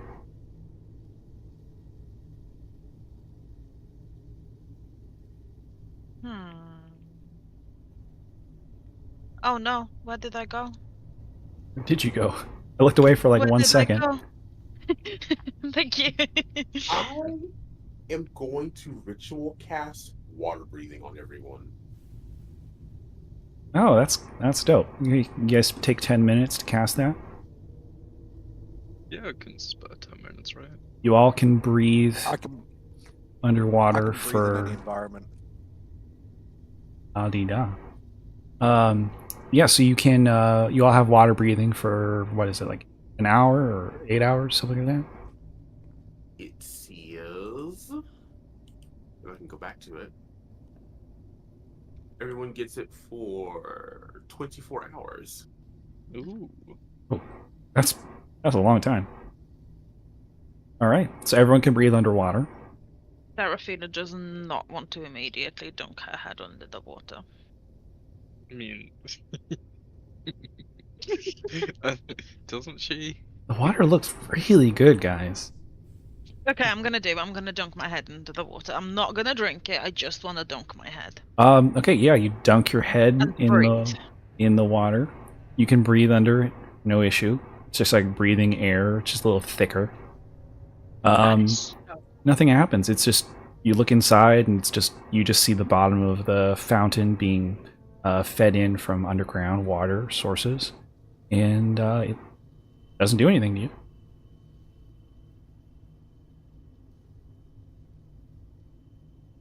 Taste the water, Serafina. I'm It's gonna just put my some hoof really in it. nice, pristine water. You're gonna put your hoof in it. I'm gonna put my hoof in it. All right, you dip a hoof in the water. It's slightly cold, probably because you're underground. But it's not bad. It's fairly refreshing. I'm really thirsty now. Well, there's plenty of water right in front of you. Kieran, you know a lot about water, don't you? Yes.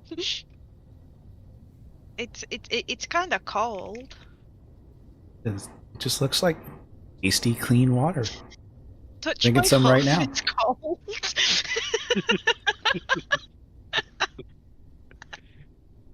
I'll look into the water, see if I can see. Or actually, can I see if there's anything magical about the water? Yeah. Go ahead and give me an Arcana check. Now we're getting into the. We're getting. Oh, natural 30. Okay, I'm just gonna be straight with you guys. I am fucking with you. This is a genuine fountain. I was having a lot of Okay. fun there. I'm gonna drink the water. All right, you drink the water. Just use it up to make me start smoking again. And I'll roll this. You get 17 hit points back. Nice. I also drink the water. No, you do not. I drink so much. I drink so much water. I'm the best water drinkers we made. You get 18 hit points. I'll take a drink as well. 20 for Moreland. Go ahead, I'll take a little bit. I assume everyone's doing it now that you know it's safe. So that'll be 19 to the next person, and 29 to, I guess, whoever drinks last. I guess. I think Kieran, you know. Sure. I got you guys good there. You really did. I've seen fountains like this in the modules where it's like the first time you drink from it is safe, the second time then it becomes poison. I mean, if you want to try again, you No. can. You absolutely can. The Lantern of Revealing does ping. There's an illusion ring. Let's go. I'm rejuvenated. Okay, so let me unhide the volume behind.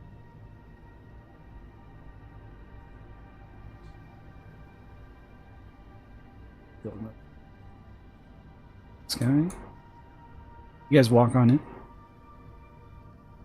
I'll walk in, yeah. Okay. No. Absolutely not. Now that you ask that question, no. Whenever you ask that question, it's a no. Just walk so in? just Kieran No. goes in.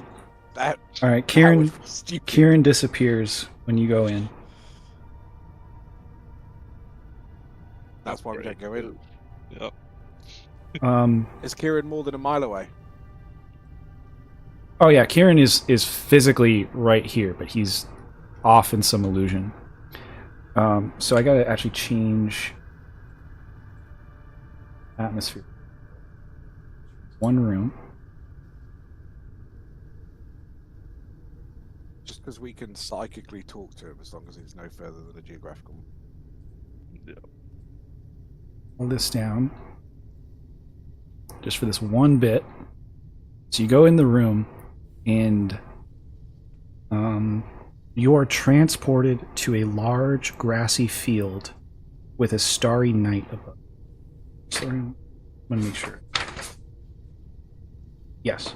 Oh no, it's the wonderful voice feature from Melty Blood. Yeah. So you are this room stretches out from as far as your eye can see.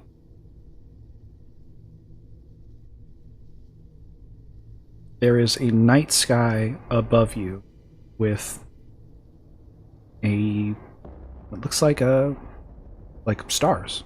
Looks like you're outside at night. If you want, you can give me a nature check. Oh, okay. That thing I'm not proficient in. 13. It is the night sky. Nice. You know what? I'm gonna run in after Kieran. All right, you go in, and then it's like, whew, it just immediately opens up to this massive expanse of grass, and you see stars all around you. Okay. I'm gonna touch the grass. Okay, you do what all Redditors should do and touch grass. Do you want to give me a nature check? Yeah. With guidance? Yeah, sure. You got the time.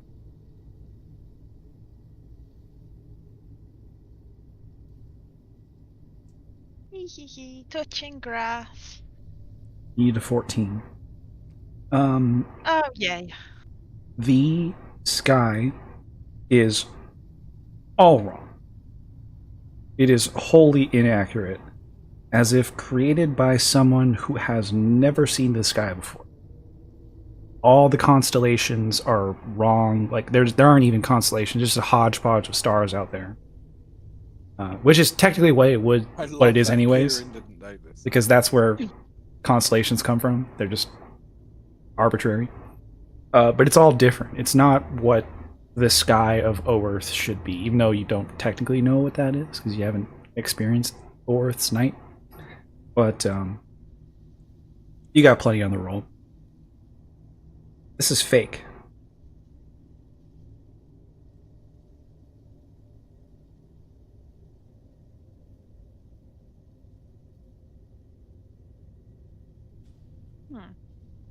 What's this box over here? You don't see the box. Okay. You I only ignore see the box. nature and the night sky. So, Kieran, Mm-hmm. look at the sky. He'll look up. But, like, really look at it. He's staring at it. What's wrong with it? It's not quite right. At all. Oh. Do you not see that? Stars look strange, but I don't know why. I'm guessing this place is an illusion. It would make sense if this place was designed by a lich. Does the grass feel real? Feels tactile and real. I'm gonna try and... Because technically grass grows on dirt and the ground needs to exist, so I'm gonna try and mold earth in this corner over here. Okay, you mold a chunk out, and there is just a chunk of dirt under there.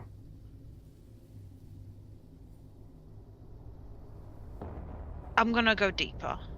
Okay, you just keep digging. Yeah. Alright, yeah, you keep digging, and you just keep digging and digging, and it keeps going down and down. Hopefully you're not digging straight down, so you don't Minecraft kill yourself. But that's besides the Straight to point. lava.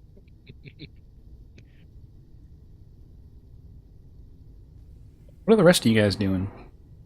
I am so confused. You just saw them enter a corridor, and it looks like a regular room to you guys, but they disappeared the second they walked in. I'm gonna just speak through my sonic whispers. I'm just like, are you guys okay in there? I'll reply, it's a weird grass, starry sky room. Can you see the exit?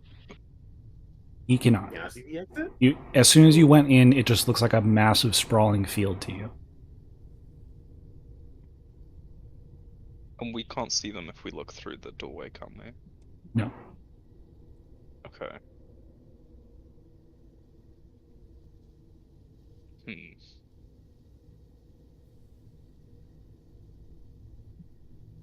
I'll walk back the way I came to see if that does anything. You get lost and turn around back in the same. Anyone else, it would just look like he's walking into a wall. Let's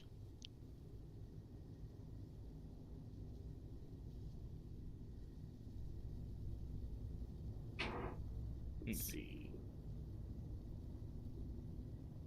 You guys do have ways to see through illusions. You have a lot of ways to see through illusions. Yeah, you have your The lantern. yeah. We have the lantern and the mushroom. But lanterns with Azoth. Yeah, mushroom has the gem of seeing, right? But Gem of Seeing doesn't see through illusions. No, I've got the does it? lantern. Oh, True Sight sees through everything. Oh, I didn't know that. Okay, cool. I'm gonna look Yeah, through it's my gem. just a better version of the lantern revealing. Let's stare through the gem. Okay, you look through the gem and you immediately see through the illusion, and you see Kieran like walking into a wall. But he's just it's weird because he looks like he's walking normally, but he's just stopped at the wall. Kieran, turn around. Turn around.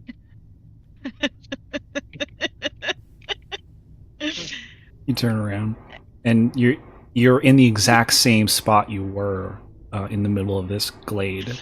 Seraphina's just like 20 feet away. I'm gonna let him look through the gem. Okay, yeah, you give him a peek through the gem. Yeah, so he understands Even what's though, going on. doesn't it require attunement? Oh crap! Yeah, he does. Never mind. I'll let You will not see it. I'll let him take a peek. just Yes. for posterity here, or for brevity. And yeah, you guys both see through the illusion, and we go back.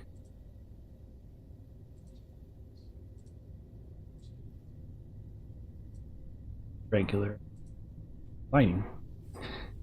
You are now in a small rectangular room.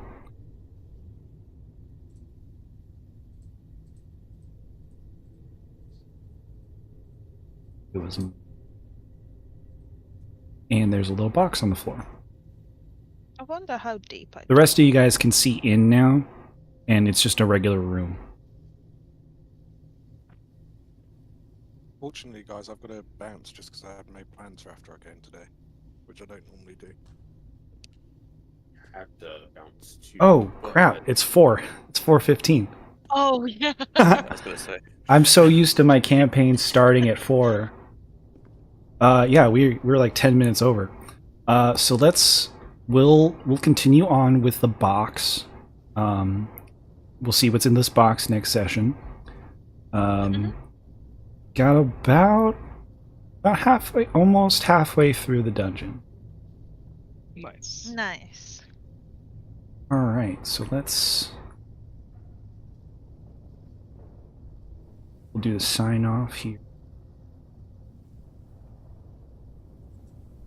All right, so thanks for watching, everybody. We'll see you all next week. Hi, Mom. Hi, Dad.